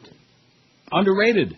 Nobody ever question. talks about him except on this show. Yeah, only the people that are the real Godfather experts, like a very select few of us, we know Frankie Pentangeli. The nationwide poll of 1,050 Muslim adults by the Pew Research Center said the U.S. Muslim community is largely moderate, assimilated, and happy. Is everybody happy? Except in South Florida, of course, where everybody's miserable and they want to spread it around. It's like manure, man. They want to spread it around. But the community also contains pockets of support for Islamist militancy among Muslims aged 18 to 30, and black Muslims, the survey showed. They be angry, man. The survey, billed as one of the most far-reaching polls of Muslims living in the U.S., asked the following question about suicide attacks. Some people think that suicide bombing and other forms of violence against civilian targets are justified in order to defend Islam from its enemies. Other people believe that no matter what the reason, this kind of violence is never justified. You personally feel this kind of violence is often justified, sometimes, or never, yada, yada, yada. The survey found 26% of younger Muslims believe suicide bombings are often, sometimes, or rarely justified, compared with 69% who believe such attacks can never be accepted. By contrast, 13% of all U.S. Muslims felt suicide attacks could be justified often, sometimes, or rarely, while 78% completely said, The poll, conducted from January 24th to April 30th in 4 languages, had a margin of error of 5%, más o menos. It's not something they see themselves engaging in. It's more of them seeing what's happening abroad and feeling that in these situations, suicide bombings are justified for others, said Farid Senzai of the Institute for Social Policy Understanding, a Michigan-based research group that studies U.S. domestic and foreign policy. Mr. Senzai attended the news conference as a member of Pew Survey's Projects Outside Advisory Board. Experts said the level of Muslim youth support for suicide bombings was similar to patterns seen in Europe. Support in some degree for suicide bombings among younger European Muslims ranged from 22% in Germany to 29% in España, 35% in Britain, and 42% in Francia, according to a May 2006 Pew poll. Well, May last year. What the hell does that mean? They may be already be ready to blow themselves up right now. We can only anticipate. Pew, just do it alone, okay? Practice makes perfect. Blow yourself up in the house first before you go out and do it in public. Pew estimates there are 2.35 million Muslims living in the U.S., a tiny fraction of an overall U.S. population of 300 million, but Muslim population estimates vary widely, ranging as high as 7 million, because the U.S. Census Bureau doesn't ask about religious affiliation in its national surveys. And how do we know how many Jews there are? How many Goyim there are? How do we know? I guess you don't. Well, let's find out. I'm positive there are too many Goyim. And you know what? When there are too many Goyim, and it's Shavuos. Oh, happy Shavuos, everybody. Put on your yarmulke, man. Put on your beanie and go out there, especially the ones got like the little flying thing on top, the little thing that spins around. What do you call those? On the beanie. You know what I'm talking about? The propellers? Yeah, the little propeller, a prop beanie. A proper beanie. It's good for quick takeoff, baby, if you want to get out of the kibbutz. Pollsters said they were surprised to find that only 40% of U.S. Muslims believed Arabs carried out the 9/11 attacks on New York and Washington. The survey suggested 53% of Muslims believe their life has become more difficult since the attacks because of discrimination or government surveillance. But the findings also show that 78% of U.S. Muslims are either pretty happy or very happy. Pretty happy. Isn't that great for a poll question? Are you pretty happy, very happy, or pretty miserable, or just pretty? Are you pretty? Well, we'd like to come find you. Got a party mail. 1,026 votes on the poll, and Joyce is still continuing with those boxer shorts she wears. Maybe Joyce is sitting in Naples in her boxer shorts, just like I'm sitting in Toronto in my boxer shorts, naked as a jaybird otherwise. Would that be something? I'm trying not to picture either one of those scenes. Thank you. You're right not to picture this one. I'll tell you that. It's not a pretty picture. It's an ugly scene. I've seen it. In fact, if I want to turn the chair around a little bit, I could look in that mirror. Mirror on the wall. Who's the grossest of them all? Scene. And I think the mirror would say, "Oh God!" Yeah, like that. And I would agree. It's not a pretty picture. But it's Woodbine Wednesday, so I'm not going to be eating a lot of food. In fact, I had my bacon this morning, and I think maybe during the break I'll make me like a knockwurst. How's that sound? That'll be my lunch. Knock it up. Do I have your permission to have a knockwurst? Domino for Biscum. I like my wurst, baby. That's one of the reasons I like Germany, man. I like those German sausages. 1,026 votes on the poll. The biggest blunder at WQAM in the last 10 years was hiring Joyce as attorney, 338. She's not so great. In fact, she grates on our nerves, recently especially. And I'll give you a little instrumental clue as to why, a musical clue. Anymore. Uh-oh. What was that? Ain't no fun. What was what? That little raspberry. I don't know. I wasn't listening. Or good. I bet you Chris wasn't listening either. Hiring Joyce as attorney, 338. Putting Stern on the air, 151. That was a stellar idea, although I will say this, he got numbers. He didn't get no 1-5 in the morning, I'll tell you that. even with all the chopping up. They chopped up his show, man, like chopped liver. Like Swiss cheese. That's how many holes they were putting in that show. That was an abortion. And then the days that Howard would do, like, the farting contest stuff, Duff had to play music, playing instrumental music, because he just couldn't dump that many dumps, you know? Even a guy with, like, Green Apple Quick Step can't dump that often. Putting Stern on the air, 151. It was a stellar mistake. And didn't last too long. And, of course, he ran away anyway. I'm trying to think. Did he run away? I just can't remember the timing. Me either. When did they put him on the air? In August? Somewhere around there. He was on like August through November, sometime in November, something like that. He was on for 3 or 4 months, and that was it. Right. Just like Pharrell was on for 3 or 4 months, and that experiment didn't work out too well either, because he kept saying over and over like that. I'll never forget, as long as I live, that spot he did that day for the mortgage company, and he must have been, I think that was his last day before they canned his ass. Just give me the money, bitch. He never mentioned the name of the business, the phone number, anything. Just give me the money, bitch. I mean, he was funny, you know, if you want to, you know, not have any sponsors and lose your license. He was hysterical. Pharrell.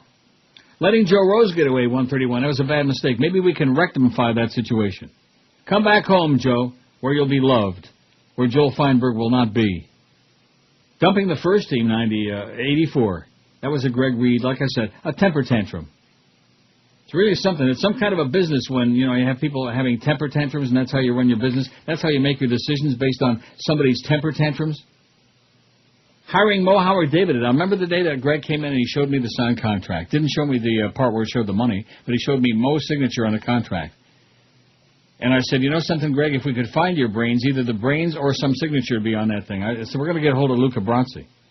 Little did I know at that time what a Schmidt disturber and totally unacceptable subhuman being Mo was. You know, like, I'd only heard him do the Monday Night Football. I thought, this guy's great. He's a great, you know, broadcaster. And then, of course, come to find out he was strictly all about that. Dumping Pharrell, 78. Bad mistake. Bad mistake. Letting Mo go, 58. The Kenny and Bo Morning Show, 47. Wow. Less said, the better.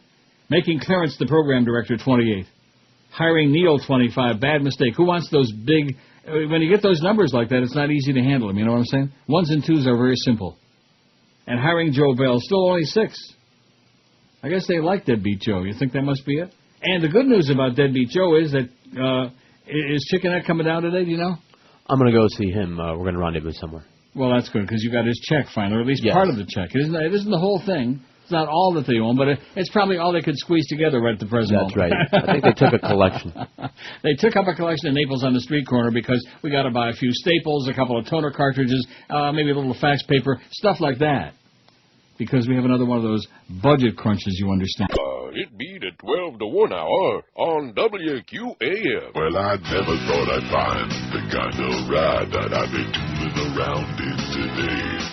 Now it's a classic set of wheels fixed up the way a brother would like it. Now it's been clean and shiny and the trim is cold sanitized under my seat. I got a can of liquid cherry, yo. Aw, baby. Coconut, granada, cherry, and me, baby blue. Aw, baby. Shiny little velvet, little smelly machine took the suspension out, so I bounced down the road in a Pit Daddy Superfly way. Now when they hard to stop, no big deal, someday I'll get around to fixing the brakes. A 1979 Bonbon Catalina, she's sure looking fine, now it's my baby Cadillac. Aw, baby. Coconut, granada, cherry, and me, baby blue. Aw, baby. Shiny little velvet, little smelly machine. Yo.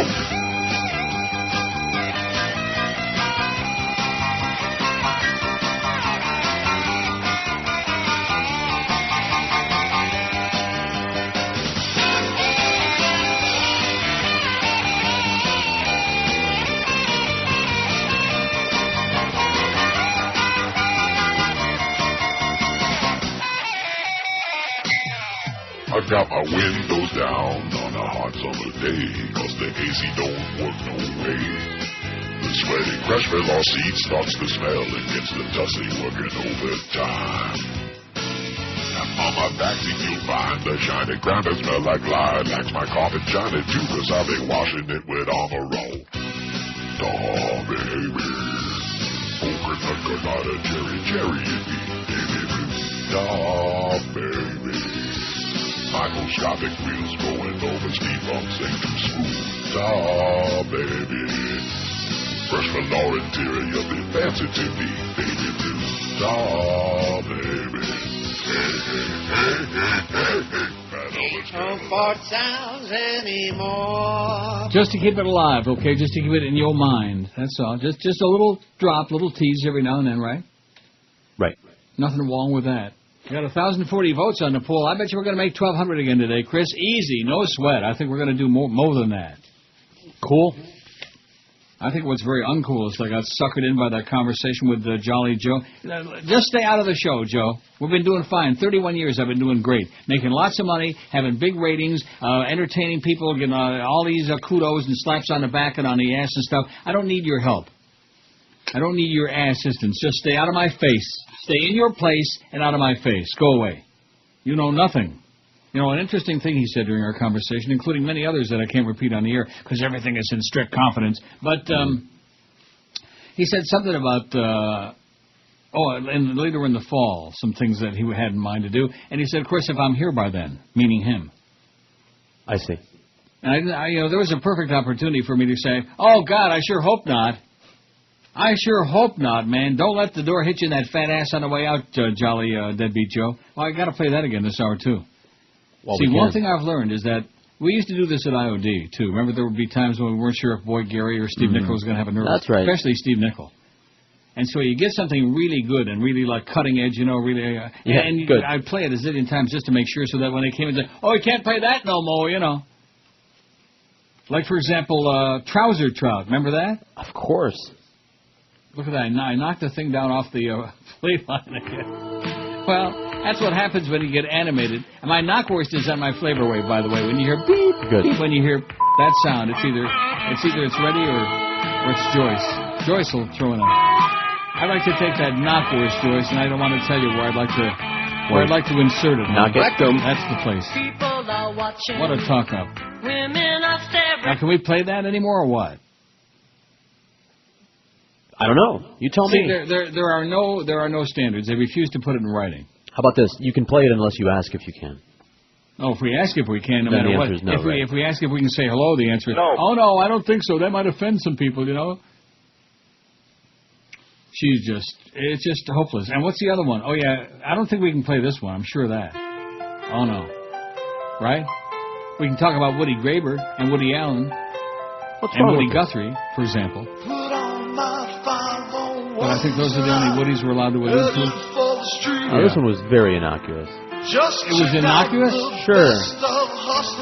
You're crazy. Don't even know what they're talking about in this song. Yeah. Yeah, right. Your mama. Boy, you're no, they're not talking about her. Joyce. I'll guarantee you she's got one. They have those old station. Can I get into this story? Yeah, I don't want to whatever. get sidetracked. Okay, I don't want to get bogged down into this ongoing negativity. Started out on a very positive note. I said, everybody, just don't get into a panic. Don't get all bent out of shape. Be like me, okay? Well, maybe not that, but be happy. Be a happy-go-lucky kind of guy. Ain't no fart sound anymore. Just don't get all bent out of shape. Life will go on, okay? The paychecks keep showing up. In fact, the people are really fans. They should be happy for me. They should be sitting around the radio going, hey, attaboy, Neil, keep taking the money from those bastards. That's what you ought to be doing. Instead of this, oh, you got to go to Sirius. You got to just walk out of there and go to Sirius. Don't let me forget my wiener is going to be done in a couple of minutes. And when it is, I'm going to get up and go get it. All right. Well, I don't want it to get... Although the flavor wave, the one good thing about that is it keeps warming whatever you're cooking on. That's right. It keeps warming the meat. That's right. So that when you walk away, the meat doesn't get cold and smarmy and stuff like that. I love that flavor wave. It's a good thing. Bacon, man. You got to make bacon in it. I've never made bacon in it. I know you use the microwave bacon, but if you ever do decide to use the conventional stuff, it comes out perfect. Why would I want to do that? When I have my nice, extra crispy, delicious, nukeable bacon, which is just so great in the microwave, man. 2 minutes and 29 seconds. See, I got a time down for everything. Like if I get a pint of ice cream, I'm going to do it today. But if I do that, like 88 seconds in the microwave, I nuke it. And can I tell you this? I said it last week. I'm going to say it again. Ben & Jerry's blows. Okay. I think it's because they sold out. Probably. I mean, the original Ben and Jerry guys, sure. they made some really fabulous stuff, as we know. Fish Food and Cherry Garcia and all that stuff. New York Super Fudge Chunk. They made it with love. I beg your pardon. Yeah, they made it with love. And these people make it with hate, I think. That's right. Oh, God. They make it with indifference. Swills. They got some good names for the ice cream, but boy, it tastes like caca, man. Just really bad. Happy Shavuos, by the way, to all our Yidlach, to all our Jewish friends. The CIA has received secret presidential approval to mount a covert black operation to destabilize the Iranian government. Current and former officials in the intelligence community tell the blotter on ABCnews.com. The blotter. The sources who spoke on condition of anonymity. Do you ever any sources who don't speak on condition of anonymity? I'm so tired of that crap.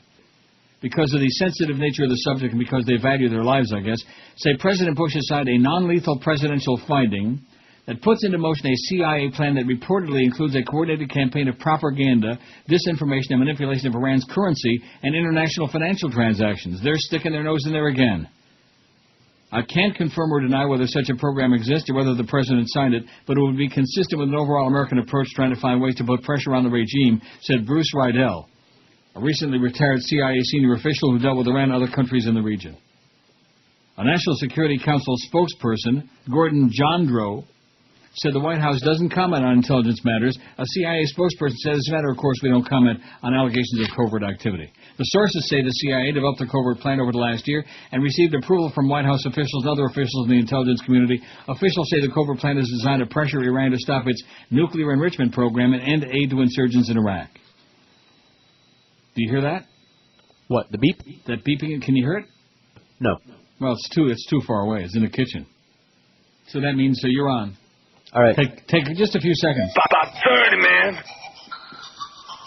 I don't have time for this.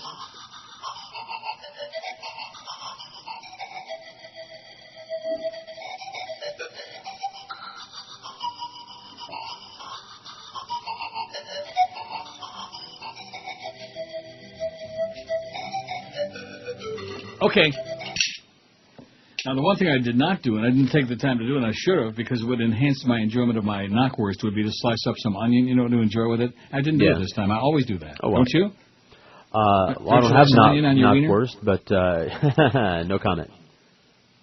I don't think I've tried it. I don't think I've put onion on there. Although when I make a hot dog, you bet diced onions. Well, that's what I'm talking about. Yeah. I mean, it can be a bratwurst or a hot dog or a knockwurst like I'm having right now. They're all chili trimming, dog, baby. They're all trimming. You get those Chicago dogs with that really great extra green relish, and the onions. Is that place still in business, or did we decide that they're gone?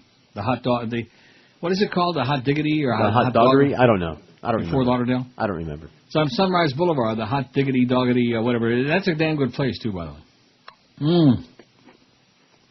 Man, is that good.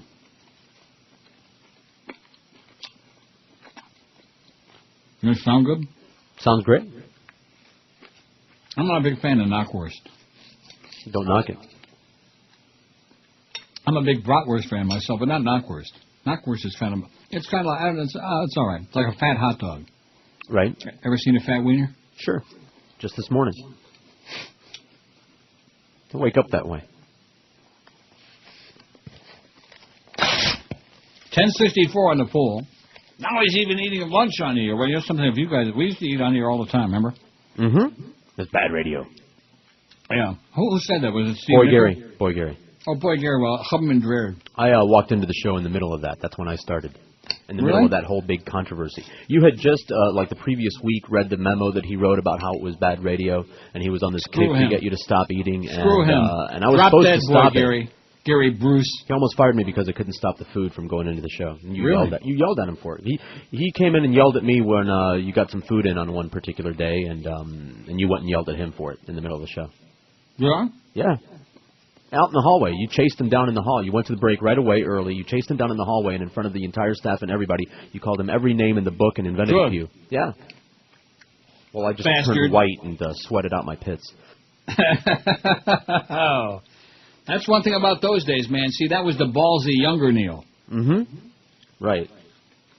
It was stupid, man, stupid. And, of course, back in that was post-Saul Foos. He was already in jail by then. See, if I had Saul Foos as my agent now, who has larceny in his heart, if I had him, I would be on Sirius. I'd be at least syndicated on 700 stations. I'd be talking to people with an IQ larger than their thumbnail, as opposed to a bunch of depressing, morose morons in South Florida. I mean, we got some nice people down there. A few. 15 or 20. And then you know what we got. Popette Jenko, look what I got. I got Norma Kent. But I told you, I called Norma up the other night. I said, just relax. Take care of my will. And that's it. That's all I want you to do. Just forget about Joe Bell. Just tell him to rot in hell, and just hell with him. Don't you think that's a good idea? That's a great idea. You lighting a cigarette right now? No. Why are you lighting a cigarette? It sounded like a Zippo lighter you got going there. That was a knife. Oh. Don't cut. Don't cut! How could that sound like a lighter? Like Zippo lighter. You know, cigarettes? the Zippos, the old-fashioned kind? Zipper, yeah. Yeah, I was taking the sounded knife like to a my zipper. I was doing a rebris. if anybody doesn't need one of those, it's me. Believe me, a rebris. Oh, yeah, a little off the talk side. About cutting on a bias. Yeah, too much off the top and the middle and the bottom. 1067 on the pool. It's Shavuos, by the way. Happy Shavuos. No brisses on Shavuos, I hope. The biggest blunder at QM in the last 10 years was hiring Joyce as attorney. Joyce Fitch. 360 rhymes with witch and bitch, and let's take a switch to her ass. 360. Over a third now. And the number is zooming up there. They hate you, Joyce.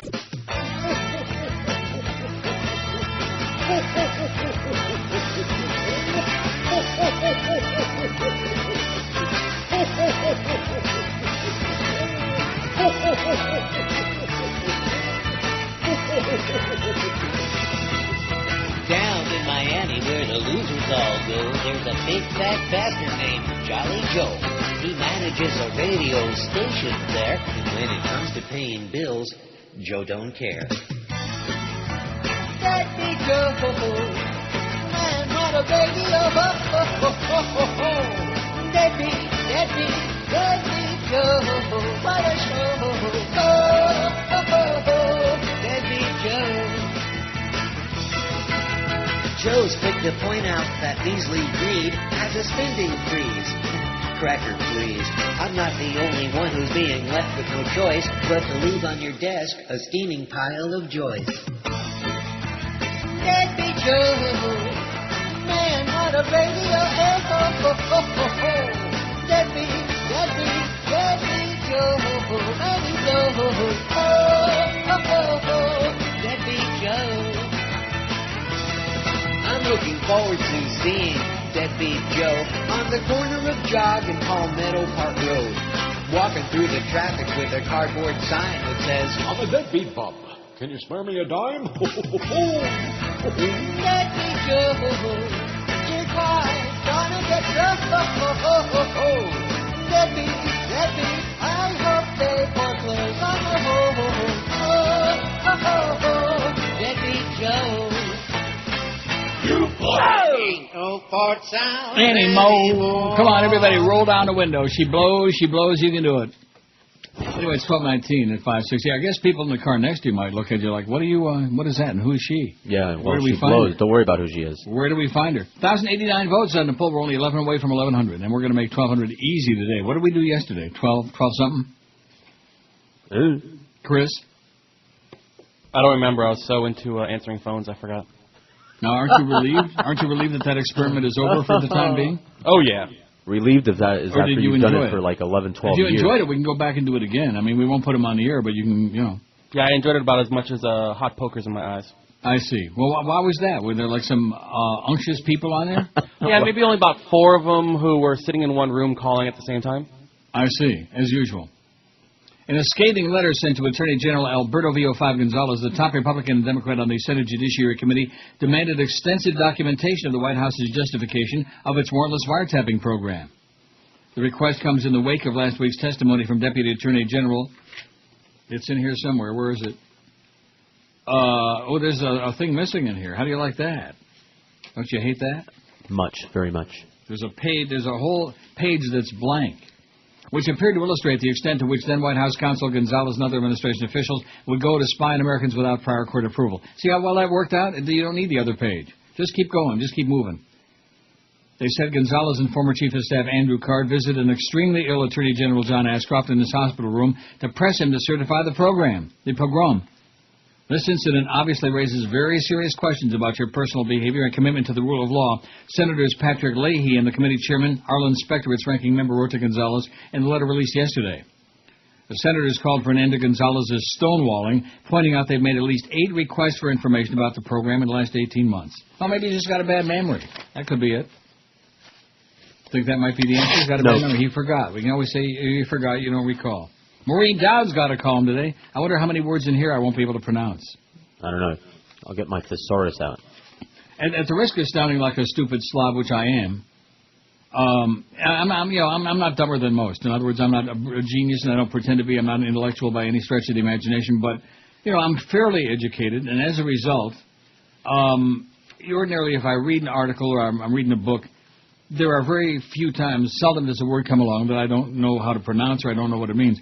But the problem with, and I love Maureen Dowd and Frank Rich as well, as you know. But one of the reasons that people don't read newspapers anymore is because these people write on a level that is so far above the ability. I mean, even if people wanted to read the newspaper and they get into this, just like people are listening to me sitting here and reading these things, which is quite a service, by the way, because otherwise you'd have to buy the New York Times or pay for the service to read Maureen Dowd's column, for example. This is an example of the kind of good free stuff you get on here.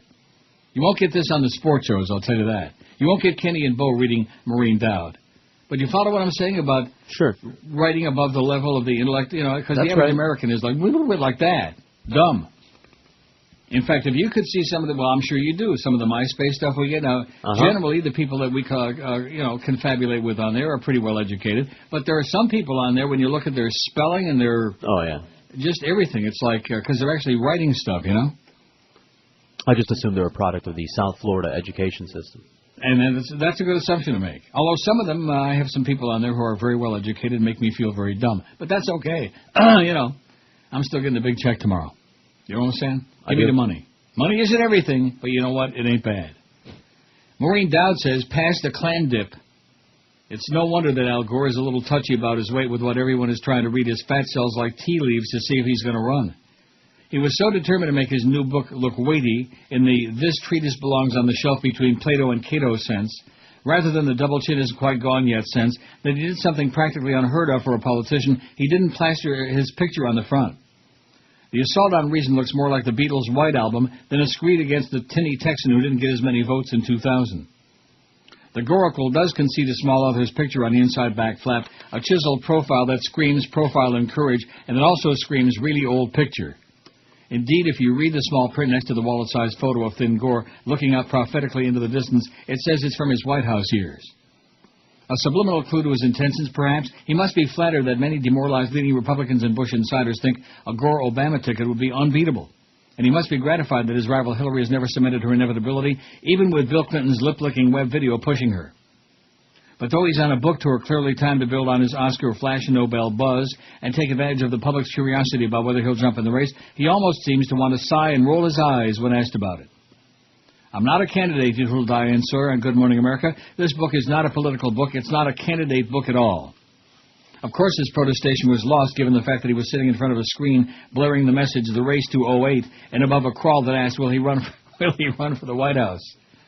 He's so fixed on not seeming like a presidential flirt that he risks coming across as a bit of a righteous tease or a high-minded scold, which is exactly what his book is, a high-minded scolding. He upbraided Diane about the graphics for her segment, complaining about buzzwords and saying that's not what this is about. Diane wasn't so easily put off as he turned up his nose at the horse race in the vast wasteland of TV and bored in for the big question. Donna Brazil, your former campaign manager, has said if he drops 25 to 30 pounds, he's running. Lost any weight? Laughing obligingly, he replied, I think, millions of Americans are in the same struggle I am on that one, but look, listen to your questions. And if the horse race, the cosmetic parts of this book, and look, that's all understandable and natural. But while we're focused on, Brittany and K-Fed and Anna Nicole Smith and all this stuff, meanwhile, very quietly, our country's been making some very serious mistakes that could be avoided if we, the people, including the news media, are involved in a full and vigorous discussion of what our choices are. Do you understand what he said there? No. He explained to James Traub of the New York Times Magazine that TV induces sort of a national trance because the brain's fear center receives only a fraction of the electrical impulses from the neocortex and couldn't resist lecturing about the amygdala, which is, I'm sure you know, comes from the Latin for almond, he said, the center of the brain. Mr. Trump said that as he followed the ex-vice president around, the Goracle was eating like a maniac. I watched him inhale the clam dip at a reception like a man who doesn't know when his next meal is going to be coming. If Al Gore is really unplugged and uncensored, as Tipper and his fans say, then he's no longer bound by the opinions of gurus, mercenaries, and focus groups. He can be himself and inhale away and still run if he wants. Barack Obama is as slender as an adolescent and exercises constantly, but he still sometimes seems strangely tired on the campaign trail. He blamed fatigue when he overstated the death toll of the Kansas tornado, saying it was 10,000 when the number was really 12. Not 12,000, just 12. Doug Brinkley, the presidential historian, said that even though the fashion now is for fit candidates, after the Civil War there was a series of overweight presidents. It showed you had a zest for life, he said. The excess baggage may make Bill Clinton and Bill Richardson look roguish, but unfortunately too many cheeseburgers and ice cream sundaes make Mr. Gore look puffy and waxy. Waxy? Maybe, Mr. Brinkley suggested, Gore can sit in Tennessee and do it via high-definition satellite, like McKinley. Just eat and sit on the porch. All right. Nothing wrong with an eating president, right? Right. I think America deserves a fat president. I think it fits in. He's the man for our times. In fact, that Gore-Obama ticket sounds pretty good. Or maybe the other way around. I'll take it. Huh? Either way. Take the ticket? Yeah. I'll pass on the ticket. 11:50, by the way, that was for Joel Feinberg's benefit. We know that you're an idiot, Joel. Everybody in town is talking about it. A puffed-up idiot with Daddy's money. Although, you know something? The Beasleys make him look pretty bright. In fact, look at that last book. See, you can be dumb, but if you're opposition, if the people who you're competing against are dumber than you are, then you look pretty smart. You know, right. Like Fredo. 11:15 on the poll. I'm thinking maybe 13 today. No, that's 12:50. Let's do 13. Chris? I say we go to 13. I say you're a crazy person, okay? Okay. I'm saying 12:50. Chris says 13.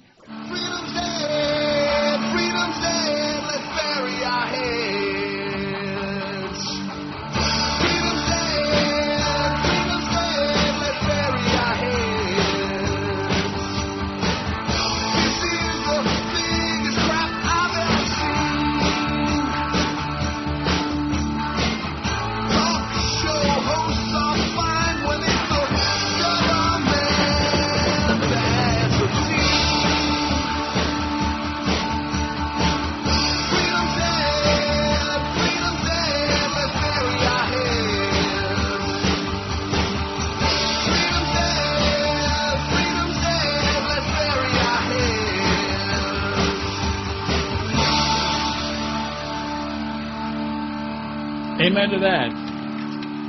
I'm printing out an article right now, so it's going to take at least 2 seconds before it comes out of the machine. Speaking of the machine, did you get the drum for that one? No. Oh. Bang the drum slowly, man. That's all I can tell you.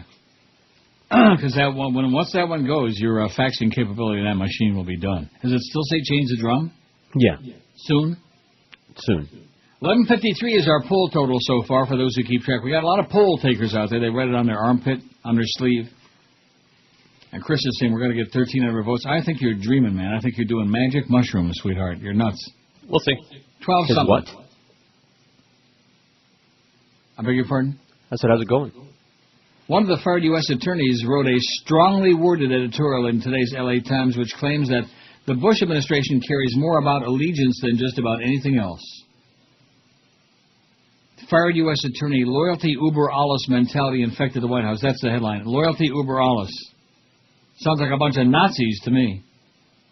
What happens in a presidential administration when loyalty, to borrow a phrase from Star Trek, becomes the prime directive? Asks David C. Iglesias. Gee, I wonder if he's kin to Julio and Enrique, the former U.S. attorney for New Mexico. What happens when its all-encompassing fog obscures all other values, such as fealty to the Constitution, the rule of law, or simple humanity?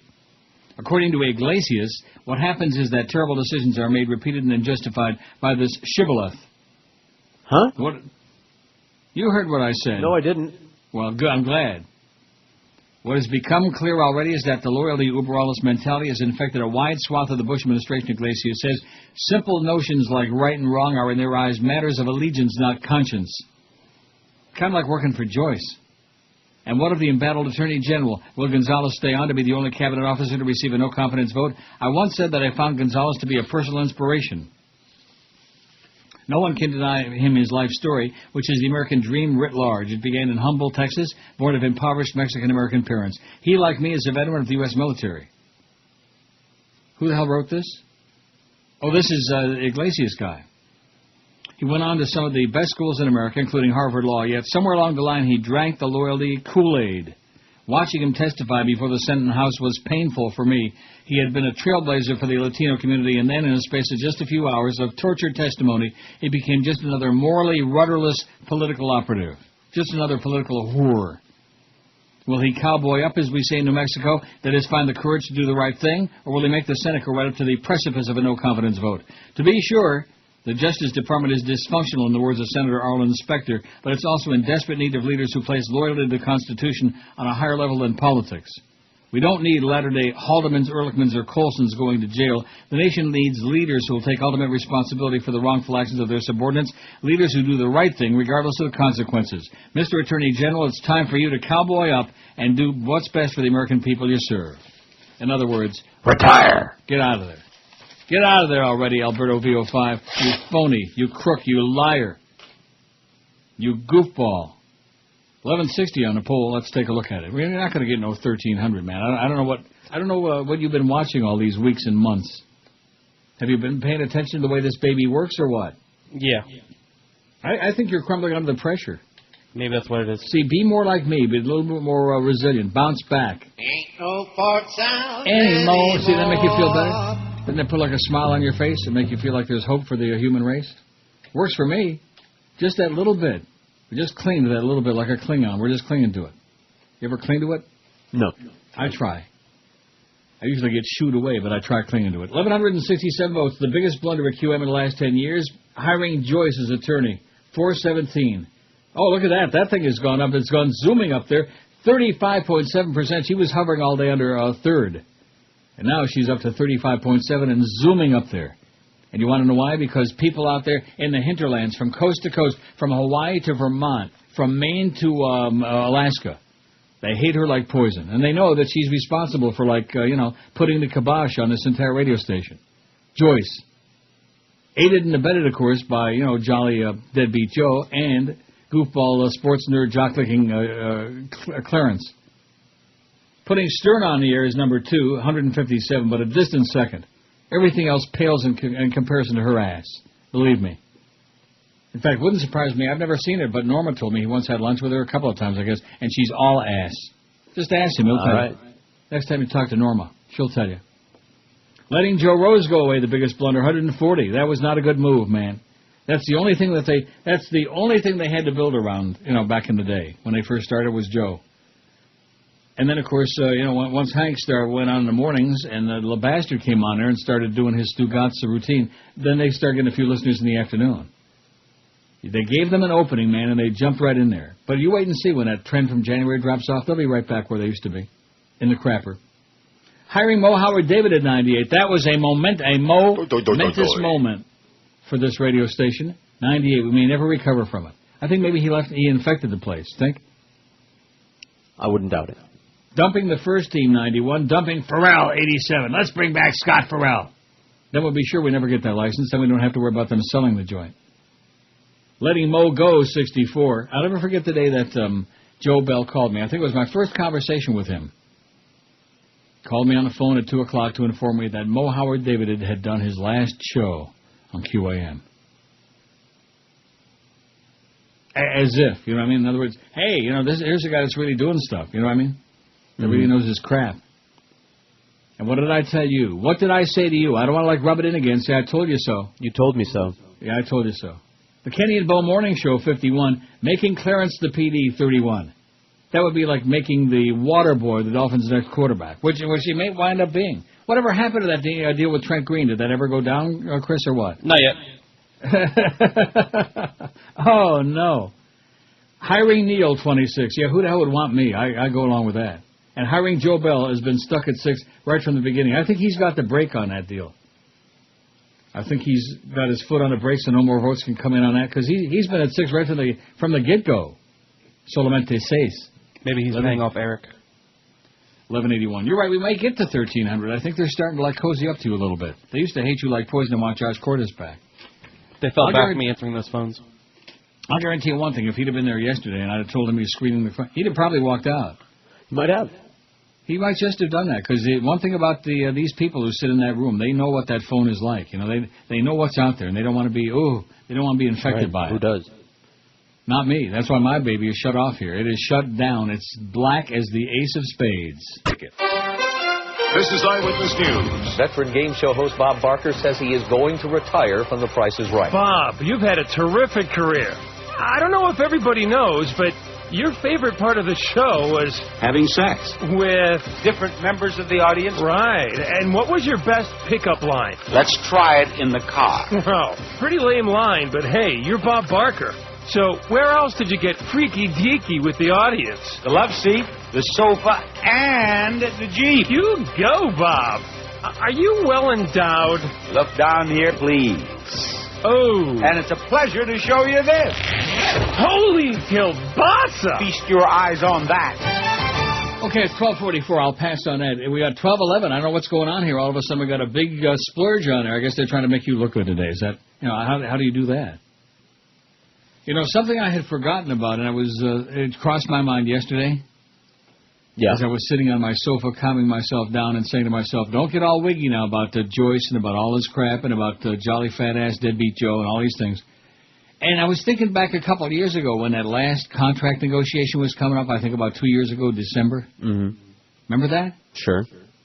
And Joyce had come up with this list of this Right. long laundry Right. list of things, and she was saying, "Oh, well, all the talent's going to Yeah. sign this. Oh, everybody's going to sign." Did anybody sign it? No. Of course not. Which would preclude not only am I playing that bit, I could even be talking about what I'm talking about today. Because if we said anything about management, anything about her, it would be cause for immediate termination. This is the kind of fascist mentality we're dealing with. So not only do we have a fascist mentality in Washington, with the Nazis running America, we've got a fascist mentality in Naples. And she thought anybody in their right mind was really going to sign that. If we criticized any of the sports teams or anybody who played on them or anybody who ever wore a jockstrap, or if we criticized the management or anybody else on the station, every time if you farted the wrong flavor or you looked the wrong direction, you were going to get fired. It was going to be cause to fire your ass. And this is what she thought people were going to sign and work under those conditions. Did anybody, let me say it again, anybody sign it? No. Not that I know of. No. Humper? No. Me? No. No. Even you wouldn't have signed it? No. Well, Maybe you might have. But that's a little something I had forgotten, slipped my mind. I don't know how it could, but just, that's just her. These are the kind of conditions. And of course, Jolly Joe, how can a man have any self-respect? What? No, seriously, how could you have any self-respect when you allow yourself to be put in that position? I don't want to, say what position it is. Mm-hmm. But I mean, it's just to me unbelievable. And of course, she's got the keys to the kingdom over there in Naples. That's where everything gets controlled. Anything that goes on in that building now, it's just window dressing. It's just for show. You know what I mean? For show. Yeah, showing up. That kind of show, right? 1,221 votes on the poll. I think Chris has got a winner today. I think you're going to get to 1,300. Then they will fear you, man. Then you'll be dangerous. Once you start calling the numbers on the poll, then, in fact, you may wind up doing the show for all I know. Really? Do I get paid? Well, as long as I keep getting the checks, I don't care. Right. You want to do the show next couple of weeks? Yeah, no. How about you do it till my next vacation? Sounds good. No, that's okay. You sure that? What do you think, George? Do you think Chris has got what it takes? I think he should try it. I think you don't know until you get out there and do it, right? You Just can't like you. duplicate that, right? Just like you. And look at the way they hate. I'm talking about inside the building. Right. They hate your performance like poison. They treat you like swill, Sure. like subhuman garbage. Now, who wrote this article here? Paul Rogat-Lieb. Whoever that is. Well, it's on the commondreams.org, okay? The John Edwards haircut keeps getting resurrected like a creature from a bad horror movie. The Republicans unearthed it most recently in their second debate when former Arkansas Governor Mike Huckabee said, in a quote that the National Wire Service story called the most memorable soundbite of the night, "We've had a Congress that spent money like John Edwards at a beauty shop." Republicans have been focusing on symbolic character attacks since Nixon branded George McGovern, who'd flown 35 B-24 bomber missions in WW2, the candidate of acid, amnesty, and abortion. They've been branding their opponents as limousine liberals of questionable masculinity since Nixon's vice president, Spiro Agnew, called anti-war critics an effete corps of impudent snobs. If the attacks aren't adequately answered, too often they work. Think about John Kerry's refusal to answer the SWIFT voters until far too late. Together with Kerry's more general distancing himself from his Vietnam-era protests and endless mixed messages on the Iraq War, it made a key difference in the election. The Edwards haircut is trivial, but needs to be dealt with because it speaks to a long-cultivated narrative that anyone with money who tries to make this country more equitable must ultimately be a hypocrite. Those without money are dismissed as marginal whiners. I can't trust anyone who gets a $400 haircut and then says they're for ordinary Americans, a fellow commercial fisherman told my oldest friend last week, shutting off any discussion before it began. I heard John Edwards in person a couple of weeks ago after the haircut story broke. It was a Seattle labor rally, and though the audience was presumably most interested in economic issues, Edwards led with the need for the Senate to force a prompt Iraqi withdrawal. He spoke eloquently about poverty and global warming, health care, disappearing pensions, and how to build a more just economy. Then he spent an hour carefully listening and responding to questioners from the floor. Over the past few years, none of the major candidates have taken stronger or more passionate stands. I'd already donated to his campaign, but went home and donated some more. It's going to take strong stands like those of Edwards to overcome the manufactured distractions and distortions. You can't do it with mealy-mouthed platitudes. But so long as Republicans and a compliant media keep bringing up the haircut, Edwards also needs to do more to neutralize the incident's power as a symbol to be used against him. And he and other Democrats need to be ready for future irrelevant attacks. As Edwards explained in a North Carolina town hall meeting, the haircut was scheduled by staff, squeezed in between the nonstop timetables of campaigning. When you're a presidential candidate going all over the country and do what you have to do where you have to do it, you don't have any choice. And they get people because you don't have any time. They get people to come to you. They don't give you the bill. They send the bill, so I don't know how much that would be. I know it would be expensive now. I don't want to mislead. When a haircut guy comes to your hotel to do your hair, it's not going to be cheap. So I knew that. But I didn't know it was this expensive. Nobody should be paying $400 for a haircut. With pseudo-populist resentment a foundation of the political right, the Republican echo machine made much of the cost of Clinton and Kerry's haircuts as well. Richard Mellon Scaife's Pittsburgh Tribune Review even picked up an anonymously sourced Drudge story to claim that one Kerry haircut cost $1,000. However much Republican candidates spent looking good for TV was irrelevant. The false or inflated character attacks happened to other candidates, as in the false Fox story claiming Obama was educated in a fundamentalist madrasa. And even to non-candidates, as in the way that the right-wing talk of Al Gore's massive electrical bill has become a staple of those who global warming deniers.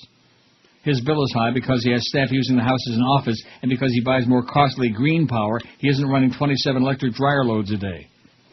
Edwards is just the latest example fed by the media pylon. The original AP story even tried to make an issue of $75 charges to an Iowa beauty salon, adding the not-so-subtle implication that anyone who goes to a beauty salon is less than a real man. And there it turned out to be for TV makeup, something stations insist on, even for non-celebrity guests, so the lights will make them look like creatures out of the Night of the Living Dead. So the issue isn't Edwards' haircut, but how to respond to the lies and exaggerations that now masquerade as politics. It's a credit to Edwards that he didn't just scapegoat the staffer who lined up the unkind cut, but given the debasement of our current political culture, he can't just ignore it when Republicans continue to pound away. It's good that he can joke about the incident, but so long as the Republicans keep trying to hang it on him as their key framing issue, he needs to keep putting it in context. Maybe he could poke fun of the Daily Show. On the Daily Show, he could definitely get a direct response on his website, where it'll come up on the search engines, instead of requiring someone mining through 24 pages to piece things together. Gore should do this on his side in terms of the pseudo-issue of electricity use. It's similarly difficult to find a direct explanation in a single accessible place. I'm not suggesting Edwards drop the core stance to turn his campaign into a 24/7 politics of hair channel, but so long as prominent Republicans continue to use the image, he needs to both neutralize the incident as much as possible. That means continuing to publicly laugh at it. It also means talking about how it fits the larger patterns of Republican character attacks and our more general cultural focus on the politics of personality over discussion of what our prospective leaders might actually stand for. He needs to make clear that those making such issues their focus do so because they have no vision to get this country out of the disasters their policies have helped create. Edwards needs to get that response out of the media, on the web, and in every possible venue. In a culture that wasn't so distracted at death and where men like Karl Rove weren't weaving a constant fabric of distortions, the issues like the Edwards haircut would be irrelevant. But until American voters unequivocally reject such manufactured distractions, candidates can't prevail against these kinds of attacks by simply ignoring them.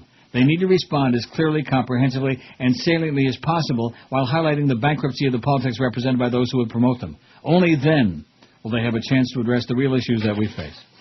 Well, that's great, I guess, if you like John Edwards, which I don't. And it's also great if you agree, about all the cosmetic crap, which is obviously true. But then again, the American people, 70% of them are like that. Dumber than sawdust. Dumber than Joyce. Well, I think maybe it's an exaggeration there. Last Don't go crazy. Okay. Sorry. 1,243 votes on our world-famous poll. I'll tell you, somebody's out there. Either that or they're voting multiple times. You know what? We got somebody out there. In spite of all the hysteria and all these people, oh, you got to go to Sirius. That first half hour, man, I'm so glad that happened. You want to know why? Why? Because I look over at that phone thing right now, and I look at that monitor and the black screen on there in the turned-off position, and I think to myself, boy, thank goodness we got that crap out of the way, you know? And what I would say to that reaction will be, it is... Absolutely correct, sir. Right on. Dead on, baby. Spot on, as the Brits say. Got a spot on it.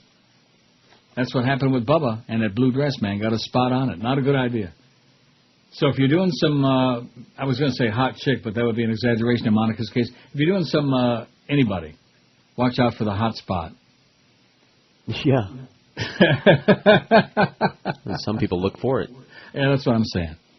1,249 votes in this poll. We got 1,300 licked. We got it made in the shade without lemonade. Boy, I like that. I do like lemonade. They have sugar-free lemonade, right? Sure. I think there ought to be a law that everything ought to be like sugar-free, and without sorbitol and all that other stuff Right. that makes you do joys all over like the place. Splenda or Equal or whatever. That's it. Now you're talking. That sounds splendid to me. 1,249, the biggest blunder and plunder at QM in the last 10 years. There's only one. I mean, all the other ones are, small potatoes.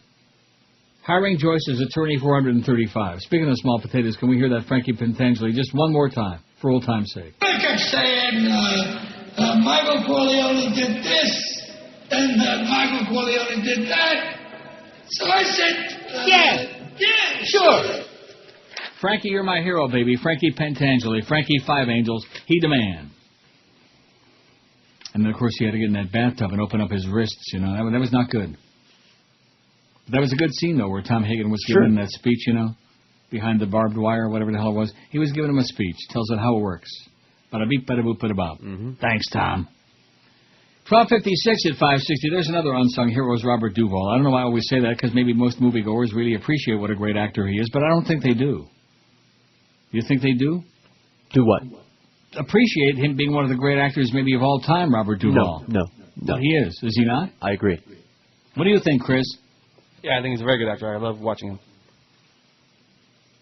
You have to say I love watching him. That sounds so... Well, What? Yeah, What are you gonna, okay. He's a great actor. Okay, that would have been good enough. This is Arnold. This is not a tumor. It's the 1 to 2 hour. All right. She's got the lowest ratings on the evening news. Even against reruns of Hee-Haw, she's loose. CBS executives are feeling sick. Nobody is watching Katie Couric. There are rumors that she's a cougar in the sack.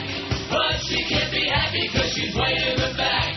Bet she wants to bash her head in with a brick. Nobody is watching Katie Couric. Katie can't be Canton or Williams.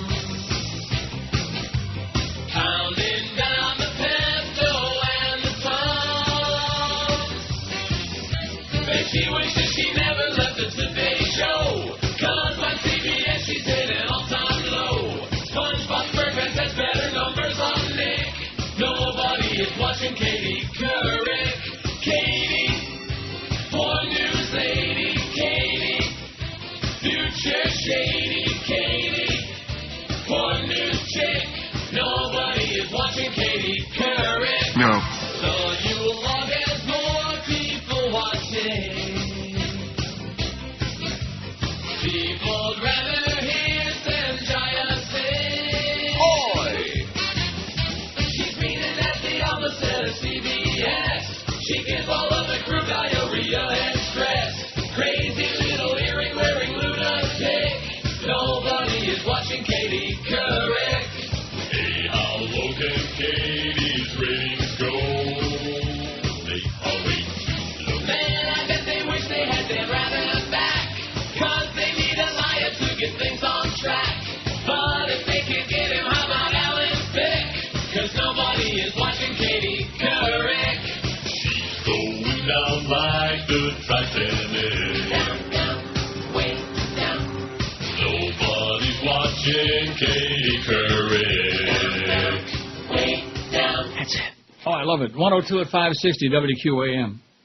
564 votes on the poll. Something's going on out there. Let me tell you that, boys and girls, even without those important phone calls of yours. I don't want to put down the callers, but let me tell you something right now, okay? The calls suck. Okay, I mean, I just thought I would mention that, you know? I mean, it's one thing All to say, she blows about Joyce, and let me tell you about the callers. They blow. I mean, you know, they're once in a while, maybe a couple times a year, we'd get one that was either entertaining or amusing or, you know, worthwhile. Not today, though. Today it was, you got to go to Sirius, dear. You got to do this, and if you were younger, if chickens peed, we'd have a flood, okay? I mean, what are you talking about? Just a lot of loud yentas out there just want to hear the sound of their own voice, just making noise. And if I want to make noise, they pay me to make the noise with my mouth. Isn't that what I get paid for? Last time I checked. You got way over 1,300 coming up today, Chris. I think you ought to be very proud. Proud as a peacock. Oh, I'm very. Well, the NBC peacock. At least they got Brian Williams on there, even with his Martian face. I watch him every night. Now, last night, I'm trying to remember what the hell I was doing in here. I was like maybe confabulating with somebody on the IM. It must have been Brandon because he's the only one I am with. But anyway, and I walked in the other room for a second, and I realized I still had CBS on. Mm-hmm. And I really felt unclean because Katie Couric was on my TV. And I thought, unclean. And I immediately got my remote. Even though I wasn't going to stay in there, I got the remote and I flipped up the next channel to channel 17 on my cable. That's NBC out of Buffalo. Because I didn't want Katie Couric on my TV set doing the news. Don't blame or for doing anything else.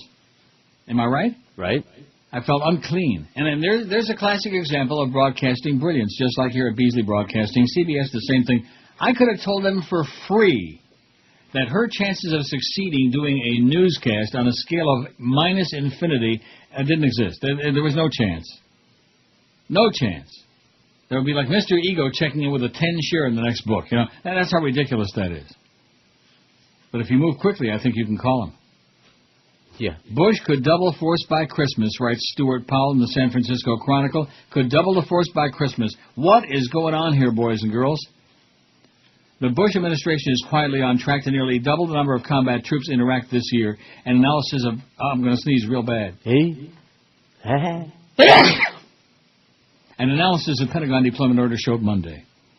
The little-noticed second surge designed to reinforce U.S. troops in Iraq is being executed by sending more combat brigades and extending tours of duty for troops already there.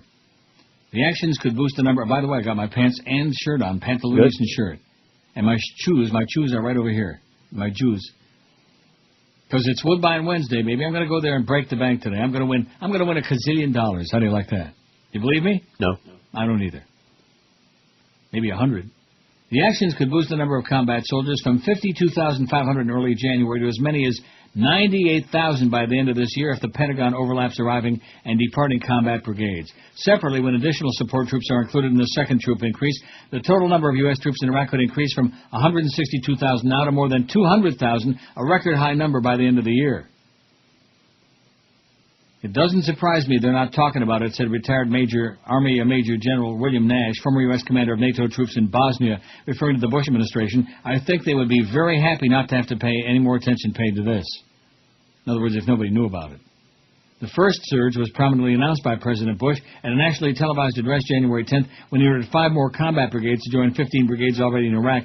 The buildup was designed to give commanders the 20 combat brigades Pentagon planners said were needed to provide security in Baghdad and western Anbar province. Since then, the Pentagon's extended combat tours for units in Iraq from 12 months to 15 months and announced the deployment of additional brigades. And they're dying like flies over there, boys and girls. They're dying like flies. And the Iraqi people, man, they must be wondering, what the hell did we get hit with? Okay, where's Saddam when we need him? Where's old sodomy, baby? And you know something? It's worth hearing just for that first note. You know what I'm talking about? Yeah, I do. Do it. Oh, I love it. How is that possible? Wow. Is it that way on a real song? What is the real song? Billy Joel, Honesty. That's it. Very good. I hate Billy Joel. I can't stand him. I don't want to say I hate, but I do. I hate him. I can't stand him. I can't stand his music. Right. Oh.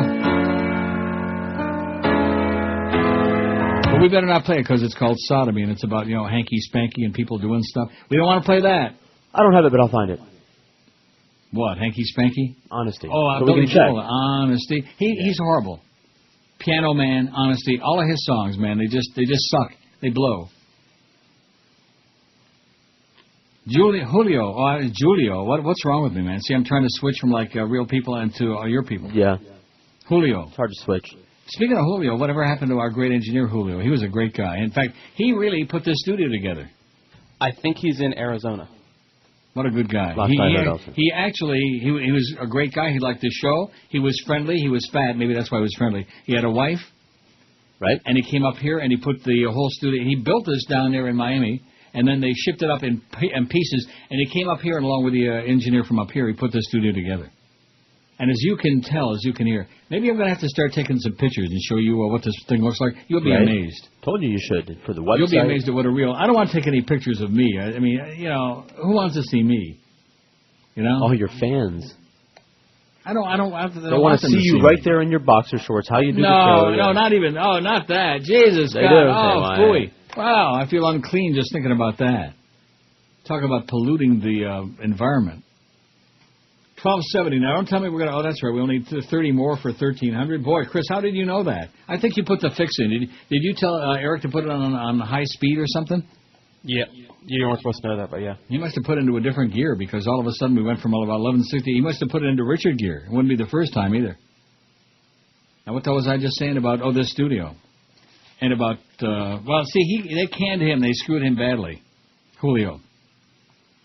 Because he was too competent, and he actually cared about his work and what he was doing. They don't like that. Am I right? Right. Didn't he get screwed and he had to go find himself another yes, job? He was making too much money. Oh, he was making too much money, and that's because he knew what he was doing as opposed to, like Fix-It, who's, just a silly guy. Is Fix-It still there, by the way? Yeah. He is? Sure. Is he fixing it? Fixing what? Anything. I doubt it. In fact, I think maybe he ought to be fixed. Could only be an improvement. Oh, look at this. West Boca doctor found guilty of volunteering to treat Al-Qaeda terrorist. Shame on you, doctor. Oh, doctor, as Red Barber used to say. Oh, doctor. I'm waiting for Dave Van Boring to say that on one of our final Marlin games. Isn't that something? This is the last year. Of course, it's only the latter part of May, so we got a long, long wait. We got a zillion games to go in the baseball season, till October 1.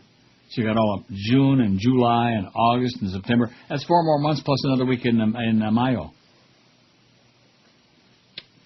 So, once we get down to those final broadcasts, and in fact, I'm going to have to look at that schedule and see if we have any more early games. Let's hope so. I'm thinking, and in fact, I don't know whether that's like a mixed blessing, it's like a blessing and a curse, because the early games kill the audience, And like that, one thing that happened there during that winter book, not that I'm making any excuses because the whole station was in the tank, but those basketball games that Clarence, had to be on the air there right in the middle of the day. Remember those 2 UM games, Chris? Yes. And then, of course, many of the Marlin games preempting us, like at 12:30 and whatever. And that certainly helps boost those numbers up a lot. I just mentioned that in passing. A West Boca doctor was convicted Monday of providing material support to Al-Qaeda terrorists, remained silent as the guilty verdict was read. Later, Dr. Rafiq Abdus Sabir, 52, waved to supporters who urged him to stay strong as he was escorted from U.S. District Court in New York City. We're deeply disappointed in the verdict, said Ed Wilford, Sabir's attorney. Federal prosecutors leveled charges against Sabir in 2005, accusing him of supporting terrorists after he agreed to treat injured Al-Qaeda fighters in Iraq so they could continue to fight American soldiers. I'm glad the wheels of justice did their job, said Dan Kozan, one of Sabir's former neighbors from West Boca. Authorities raided Sabir's home in a gated community west of Boca in May 2005 and arrested him after what a friend described as a weekend meant to be a memorable and festive family gathering. I think I'm becoming a little incoherent. Do you think the pressure's starting to get to me? Nah. If it hasn't got me yet, man, it never will. Trust me when I tell you, until they stick my ass in the ground. Then you can go, pass go and collect that $200. All right. See, I told you I was leaving you 200. I didn't say 200 what. That's fine. Whatever. 200. Sabir was at the home with his wife, his stepdaughter, and his 2 children from a previous marriage. They had dinner, stayed up late watching TV before the authorities arrived. Sabir had moved into the Villa San Remo community when he arrived in Palm Beach County and found work as an emergency room physician at Glades General Hospital in Belle Glade. He also worked at a military base in Saudi Arabia and had planned to fly there before his arrest. His family was to have joined him in a month. But long before that trip was scheduled, the FBI began investigating Sabir's good friend, a martial arts instructor and jazz musician named Tariq Shaw. What if he's kin to Artie Shaw? According to the U.S. Attorney's Office, both Shaw and Sabir conspired to provide martial arts training and medical help to Al-Qaeda through a man they thought was a terrorist recruiter. The recruiter was actually an undercover FBI agent who recorded several of their conversations, including a May 2005 ceremony in a Bronx apartment where the government said the men pledged their loyalty to Al-Qaeda and Osama Yamama. How do you like that? Well, Khubze and Dreard, as they say in China. Nothing could be finer than to see them in Dreard with Jerry Falwell. Rotting in hell. 1,278 votes on the poll. We got 13 licked, man. Something is happening here, you know. Can you smell it? Open up your nostrils now and smell something. This is Eyewitness News. President Bush was striking up the band over the weekend. Why? He conducted an orchestra as part of the 400th anniversary of Jamestown, Virginia. He later took a tour of the colony and said, I did my duty. Duty. So you're the guy who pooped in my tuba. And I did. Okay, it's 118 and all over the country and all over the world, by the way. You should just add that as a footnote. At any rate, 1282 on the poll. You got it made, man. No stress, no pain, no whatever. They love me. You must have known something. I'm sure they did it for you. Because either that or make me look bad. Because I thought I knew something, you know. I said, 1,200 sounds safe. 1,250 maybe, you know. I'm telling you, Chris sympathy votes. And you're always you're lowballing, if I can say that. Yeah, lowballing. well, Can I say that? Yes. Not anymore. Oh, sorry, Joyce. In 2003, Major General Paul Eaton was put in charge of training the new Iraqi Army and Police Force. He retired from the military in 2006, and now he's done a political ad for VoteVets.org in which he tells President Bush, I was one of those commanders, and you weren't listening when we warned you of the dangers we'd face invading Iraq. In this interview with PBS's Tavis Smiley, Eaton, well, in the early part of it says Eaton, now it says Easton, okay? Make up your mind, okay? And then in the next paragraph it says Eaton. Now retired explains that it was because the president hasn't listened to his commanders that VoteVets embarked on its unprecedented series of TV ads. He says the decision to do so was not taken lightly, but the military is not being properly maintained by the current administration, and even active-duty military personnel are aware of this. When asked by Smiley about Bush's decision to appoint a war czar, Eaton says that the appointing of any czar by the administration indicates a last-ditch effort. He calls Lieutenant General Douglas Lute a wonderful soldier, but says the function is really the job of the Vice President of the U.S. According to Eaton, the hiring of a war czar is a demonstration that the office of Vice President has been ineffective in achieving the coordination necessary in the interagency process to get this administration, to get this cabinet focused on solving the crisis that we've got right now in Iraq and Afghanistan. The war czar is a last-ditch effort to make responsible government happen in Washington, D.C., he'd be saying. How do you like that? Eaton, Easton, whatever his name is. Maybe it's Sheena Easton. You think so? Maybe that's who it really was in drag. 1287 on the poll. They're ripping Joyce a major ass today. I don't think she's going to be too happy about that. And it wouldn't surprise me if at 2 o'clock... See, I'm going to be out here right at 2 o'clock. In fact, during this next break coming up, I'm putting on my shoes, which means I got the shirt, the pantaloons, and then the shoes. That means I'm ready to rock and roll right out the door. That was something when Joe Bell says to me in the middle of that conversation that he was obviously trying to wheedle out of. Is this, am I interrupting? Is this Woodbine Monday or something? Ho, ho, ho, ho, ho, ho, ho, like that. And I said, ho, ho, ho yourself, deadbeat Joe. Don't let me forget to play that 200-300 more times this hour. Because you know what's going to happen if we get a memo. We can't play it anymore. Would anything surprise you at this point? Nothing. How about if we can't play this? What do you think? And certainly not that. Nothing would surprise me at this point. Nothing would surprise any of us at this point. That's the direction in which they're going. It's in a negatory direction. It's like they're bailing water out of a ship that's sinking. You know what I mean? Well, I think we're taking on water. Isn't that what happened with the Titanic? Weren't they taking on some water? Yes, they were. Rudy Giuliani, the current frontrunner for the GOP presidential nomination, may be overhyping his management credentials and role during the 9/11 terrorist attacks, claims a former New York City emergency management director. The revelations suggest America's mayor may be more like President Bush than his handlers want to admit, more hype than substance, more bluster than competence, and more image than reality. For Giuliani, the revelations could not come at a worse time as his campaign struggles with wishy-washy positions on abortion and his inconsistent debate performances. The controversy also raises serious questions about the role the former mayor's wife may play in his life and campaign. It's really something when you got a wife in your life. Oh, sorry, George. Just let's move along, okay? We don't want to dwell on that too much. We don't want to look at that too... writes Ross Butner of the New York Times, as Rudy Giuliani runs for president, his image as a chief executive who steered New York through the disaster of 9/11 has become a pillar of his campaign, but One former member of his inner circle keeps surfacing to revisit that history in ways that are unflattering to Giuliani. Jerome Hauer, New York City's first emergency management director. In recent days, Mr. Hauer's challenged Giuliani's recollection that he had little role as mayor in placing the city's emergency command center at the ill-fated World Trade Center. Mr. Hauer also disputed the claim by the Giuliani campaign that the mayor's wife, Judith Giuliani, had coordinated a help center for families after the attack. And he's contradicted Mr. Giuliani's assertions that the city's emergency response was well coordinated that day, a point he made most notably to the authors of Grand Illusion, a book that depicts Mr. Giuliani's anti-terrorism efforts as deeply flawed. Mr. Hauer doesn't disparage Giuliani's overall effort in emergency preparedness or appear to have actively sought out a role as a Giuliani scold, but he's emerged as one in several settings where his frank, often blunt answers to questions have offered a rare view inside the often insular Giuliani administration. Mr. Hauer was, I wonder if he's kin to Rutger Hauer, was once part of the coterie of high school chums, former fellow prosecutors and city hall aides who remained the nucleus of Giuliani's tight-knit set of advisors. From that perch, he helped Giuliani confront some of New York City's most disquieting predicaments, like the West Nile virus and a potential millennium meltdown. He emerged from 4 years of service to Giuliani as one of the country's better-known emergency preparedness experts and a frequent guest on TV news programs.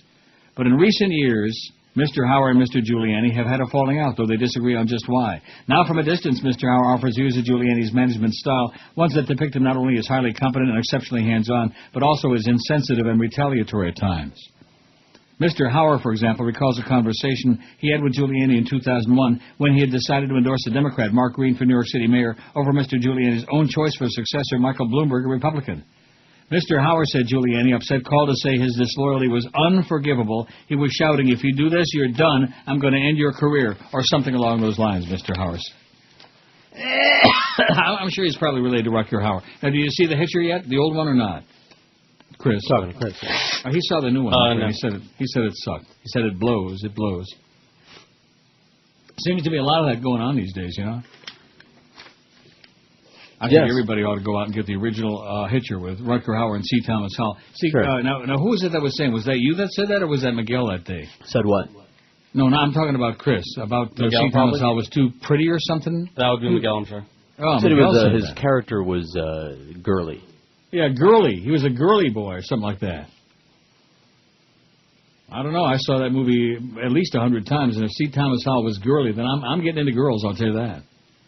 Get that on the front page, just like my girlfriend out there at Woodbine, you know, my lady friend. And my lady friend at Casita at the Falls View in Niagara Falls. I better not be saying that again on the air, because people misconstrue everything you say, you know. Oh, Neil's got a lady friend. Neil's, he's turning the other cheek. Holy Mackinac! This is Joe Bowen, the voice of the Toronto Maple Leafs, and you're listening to the Hockey Authority, Neil God. 1 year ago, we were introduced to a love story that defied all traditions. I wish I knew how to quit you. Now, Heath Ledger reprises his role as Ennis as he digs up Jack Twist from the grave to reignite their flame. Hang on, Jack. I'm coming for you. It's a love story that'll never die, even if one of them already has. It feels like yesterday, doesn't it, Jack? Lying here together under the stars. Hold my hand, Jack. What brittle little fingers you have. It's the long-awaited conclusion to this invigorating love story as Jack Twist gets exhumed by Ennis for personal, really disgusting reasons. Give me a hug, Jack. Sorry, I think I snapped a rib cage. Brokeback Mountain 2. Necrophiliac Bluff. Because any successful Hollywood movie deserves a sequel. Oh, yeah. 12:31, 1:31, 2:31. What are we still doing here? Well, when I said 12:31, I scared my pants off almost. 12:98 on the poll. We need two more on that. We'll be all set. We'll be in like Flynn. And you know something? I'm sitting here and I'm thinking to myself, why did you talk me into going back to the phones again, Jolly Joe, you fat idiot? Why did he do that? Why did I allow him to do that? I don't know. Why? I give up. And then, of course, poor fat Chris, he's got to sit in there like screening the calls and putting that stupid thing on his head and going through all that other crap and putting these big check marks come up here. And I don't want to deal with that, you know? It's crap. I mean, it's almost as good as those tapes, but it's crap. You know what I'm saying, Joe? Well, what's better than the tapes?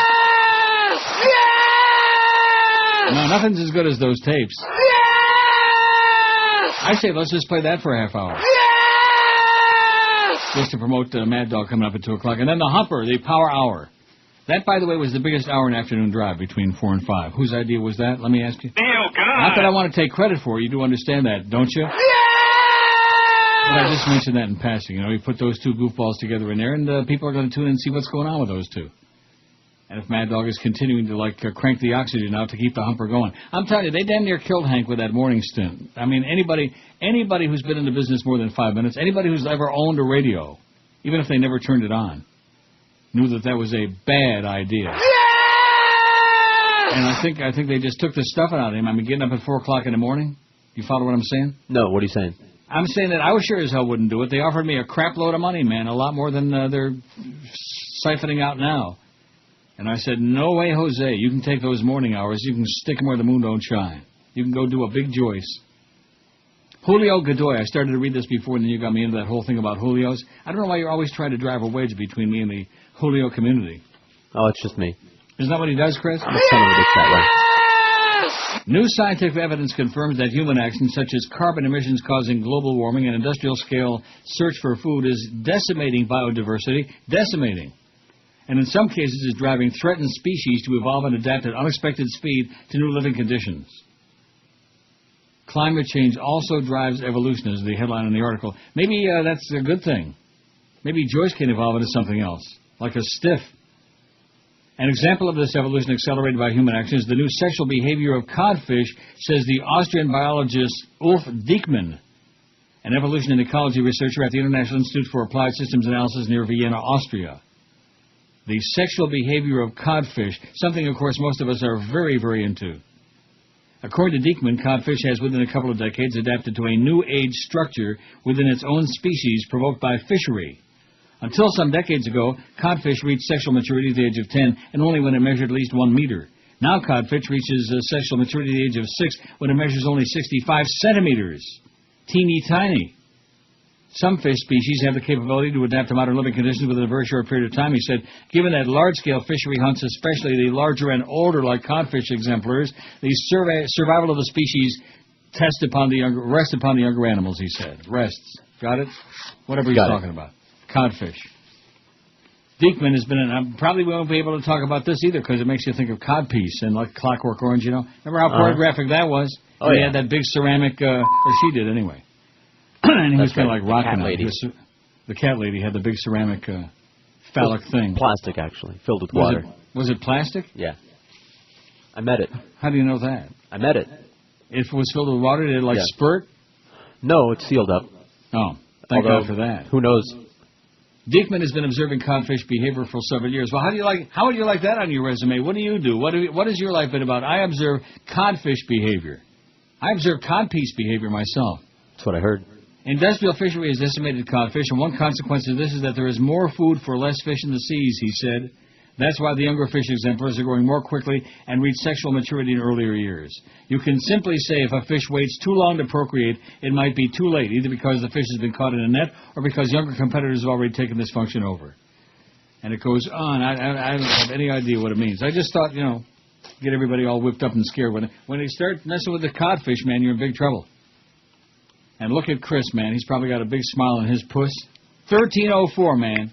Told you. 1304. I heard George cracking his knuckles again. That's right. But why are you doing that? Why not? It's bad for you. Who's going to do it for me? They say that if you do the quiz, they always tell you all this crap. They say this and they say that. If you do that, you're going to get arthritis. Arthritis, yeah. Isn't that what they always say? If you crack your knuckles? Yeah, I've been cracking my knuckles all my life, and I never got no arthritis. In fact, I just did it again. They're very quietly, though. I don't do gross stuff like on here, like belch and fart and stuff like that. Puke. Like that. See, that wasn't even a good one. Whoa, man, it's really bad when that knockwurst comes back up at you like that, back at you. How's Rick Riley doing? Do you ever ask? I always ask you this. See, I pretend that I care.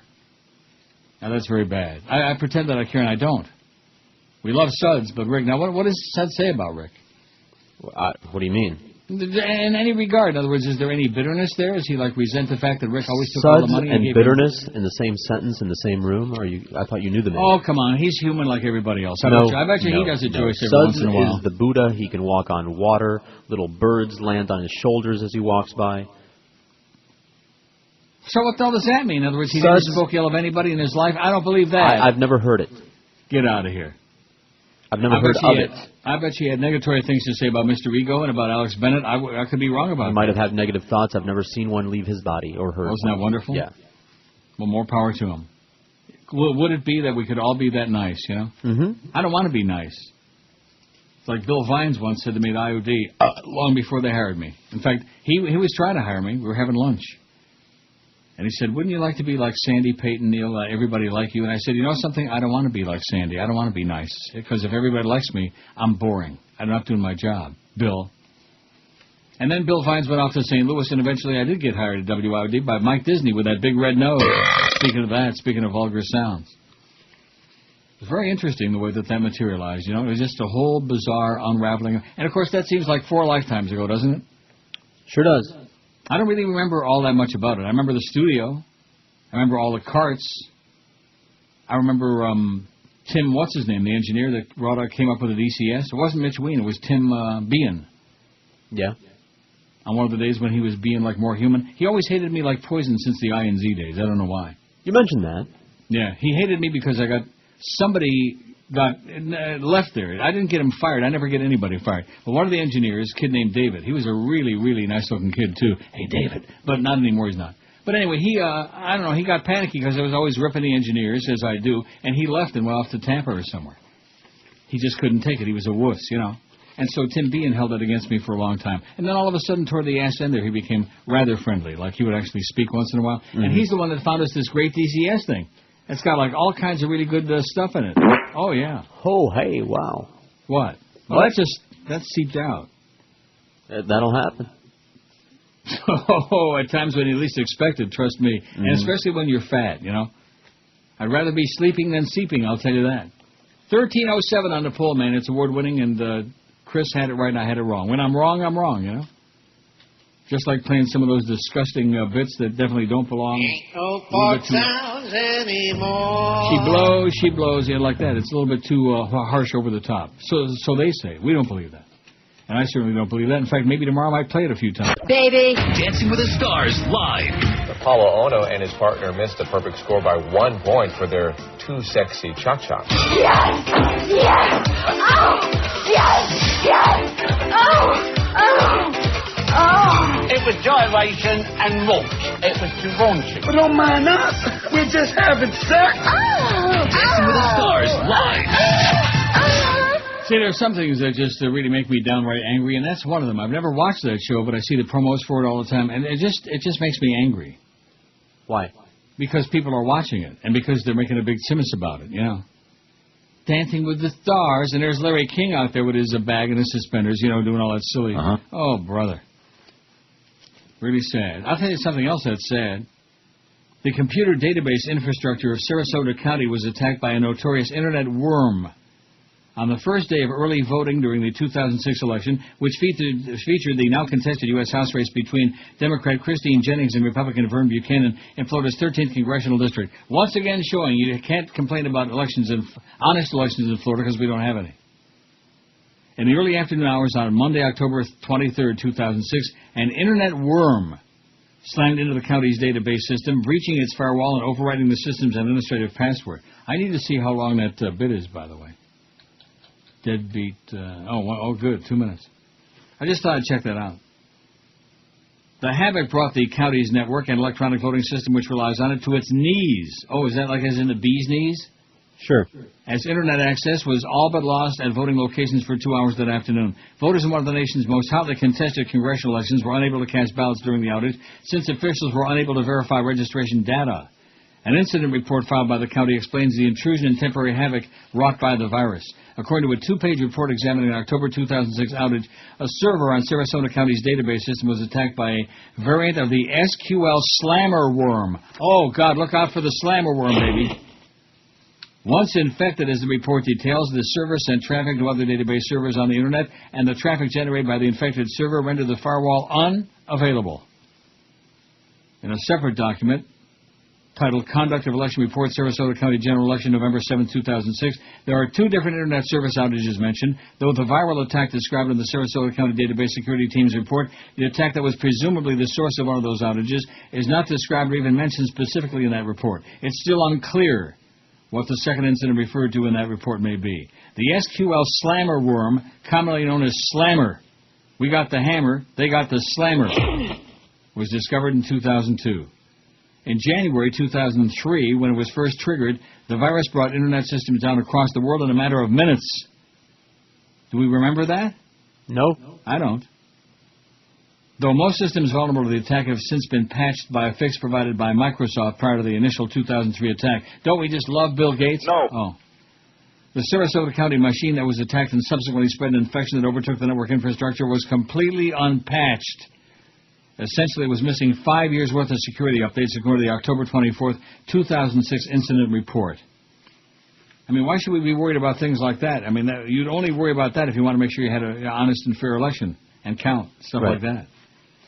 A network security specialist who works for the county and was part of the team that authored the incident report explains that the damage was contained once the server where the infection struck was taken offline.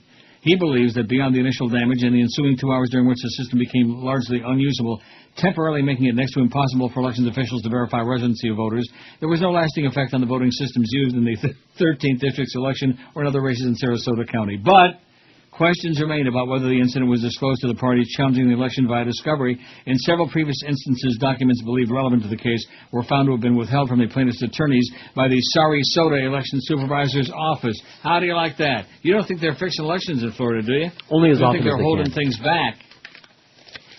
That would be bad. That would be just un-American is what that would be. In fact, it would be just par for the course.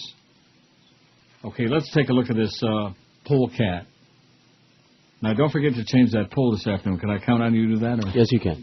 Unless, of course, I go there and win like $1 million right off the bat. Right. Don't you think I ought to play the, what do they call that? It's the progressive one in all the different casinos, where the jackpot's like, I think, 1.7 million now? I don't know. Megabucks. Oh. Megabucks, it's really for schmucks. Because it doesn't really, It doesn't pay off very much unless, you win something humongous on there, like, and what's the chances of that? What's the chances of being at the right machine in the right casino at the right time, see? Because it's in all the Ontario casinos. It's like in Vegas, they have the same thing. They have the progressive jackpots that are like Quarter Mania. Have you ever seen that one? No. And the jackpot gets into the millions and millions. But that's in all the different casinos. And there may be like 200 machines that are got the same thing, or maybe 1,000 machines where people are playing the same thing. And you got to be just at the right one at the right time. Well, it's like, like shooting fish in a barrel. Not. It's like winning the lotto. Not going to happen. Lotto, by the way, here is $25 million tonight. I better go get my tickets right now. $25 million. But they just write you a check. No tax. Mm-hmm. No annuity.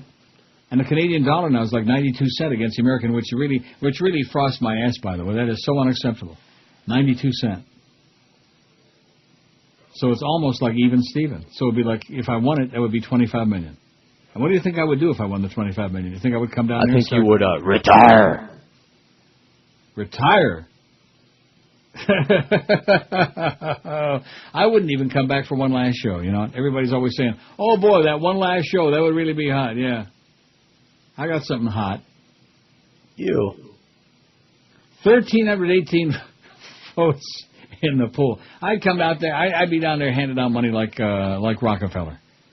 John D. Rockefeller. He used to hand out dimes on street corners. Yeah, wasn't that white of him? Mighty. What a generous guy. Hand out dimes. Here's a guy that was a billionaire. He used to hand out dimes. Here's something for you, Pally. Like that. Like I said, I'd be just like him. 1,318 votes on the poll. The biggest blunder. I'm sure they won't like the tone of this poll in the front orifice. And you know what? Too bad. Your mama. So socks in hell. The biggest blunder at WQAM in the last 10 years, hiring Joyce as corporate attorney, 454. It actually came down a little bit. She probably kind of tamped that down, you know what I mean? Okay. Can't you see tamp? It? Well, like when you have a filling at the dentist and they fill the tooth and they got that one instrument, they kind of tamp it all down. They tamp on it. Are you starting to pick on poor bloody Joyce again? What? 454. You heard exactly what I said. 34.4% say that hiring her was the biggest blunder, and boy, oh boy, they got their thumb on it. I could go on from now until midnight, from now till the cows come home. And don't forget about those contracts she was going to have us sign. Everybody's going to sign these. Not. I mean, when she puts in there, if you fart the wrong flavor and it offends her nasal passages, you can get fired because of that, you know. If you look cross-eyed at her, well, whatever happens to do with Joyce, that's what the deal is. It's got nothing to do with the FCC, nothing to do with the Beasleys, nothing to do with Jolly Joe Fat-Ass Deadbeat Bell, nothing with any of that stuff. It's all whether Joyce likes it or she got up on the wrong side of bed or she's got a bug up her butt or whatever it is. And I wonder what kind of a bug it might be. Probably a butt bug. Probably a cockroach. Or maybe it's a butt plug. Anyway, Joyce 454. I'm not, I don't want to rip her too much because she gets very sensitive and upset. And then my phone rings and it's Jolly Fat Ass Joe. And, oh, corporate doesn't want you to. Too bad. I don't give a crap about corporate. Just keep the checks coming, okay? Putting Stern on the air 169. That worked out really well. Not letting Joe Rose get away 151. You know, there's so many blunders in so little time. That's the amazing part of the whole thing. Am I right? Yep. Just amazing. Hiring Mo Howard David at 116. Dumping the first team 100 in a fit of pique by Greg Reed, who was like, he was conspiring with his boyfriend Barry Jackass at the Herald. Dumping Pharrell 94. Let's get him back on the air. Then once they lose the license, I guess they have to pay everybody's contract off. Is that how it works? Get him back on there. Letting Mo go 71. You know something in retrospect? We don't miss him. Not even a little bit. The Kenny and Bo Morning Show 57. Hiring Joe Bell where did that come from? All of a sudden made a big move. There was only 6 and now it's got 48. I bet you Greg's got all his people on that. Making clearance to the PD 31 and hiring Neil in last place. But 29 people have got the audacity, the chutzpah, to say hiring Neil was the worst blunder. 29 out of 1,320 vote. And you know who those 29 people are, don't you? No, who? They're the people who can't call no more, among others.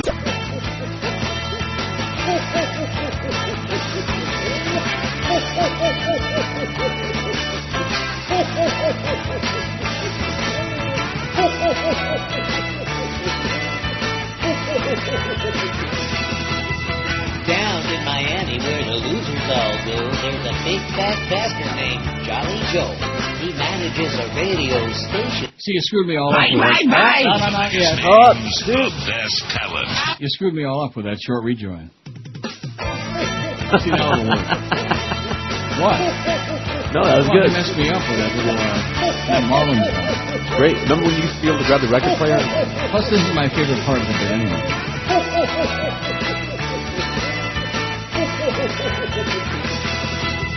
Down in Miami, where the losers all go, there's a big fat bastard named Jolly Joe.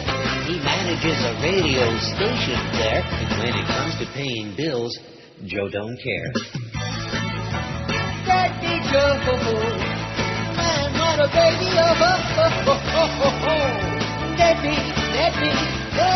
Joe, what a show,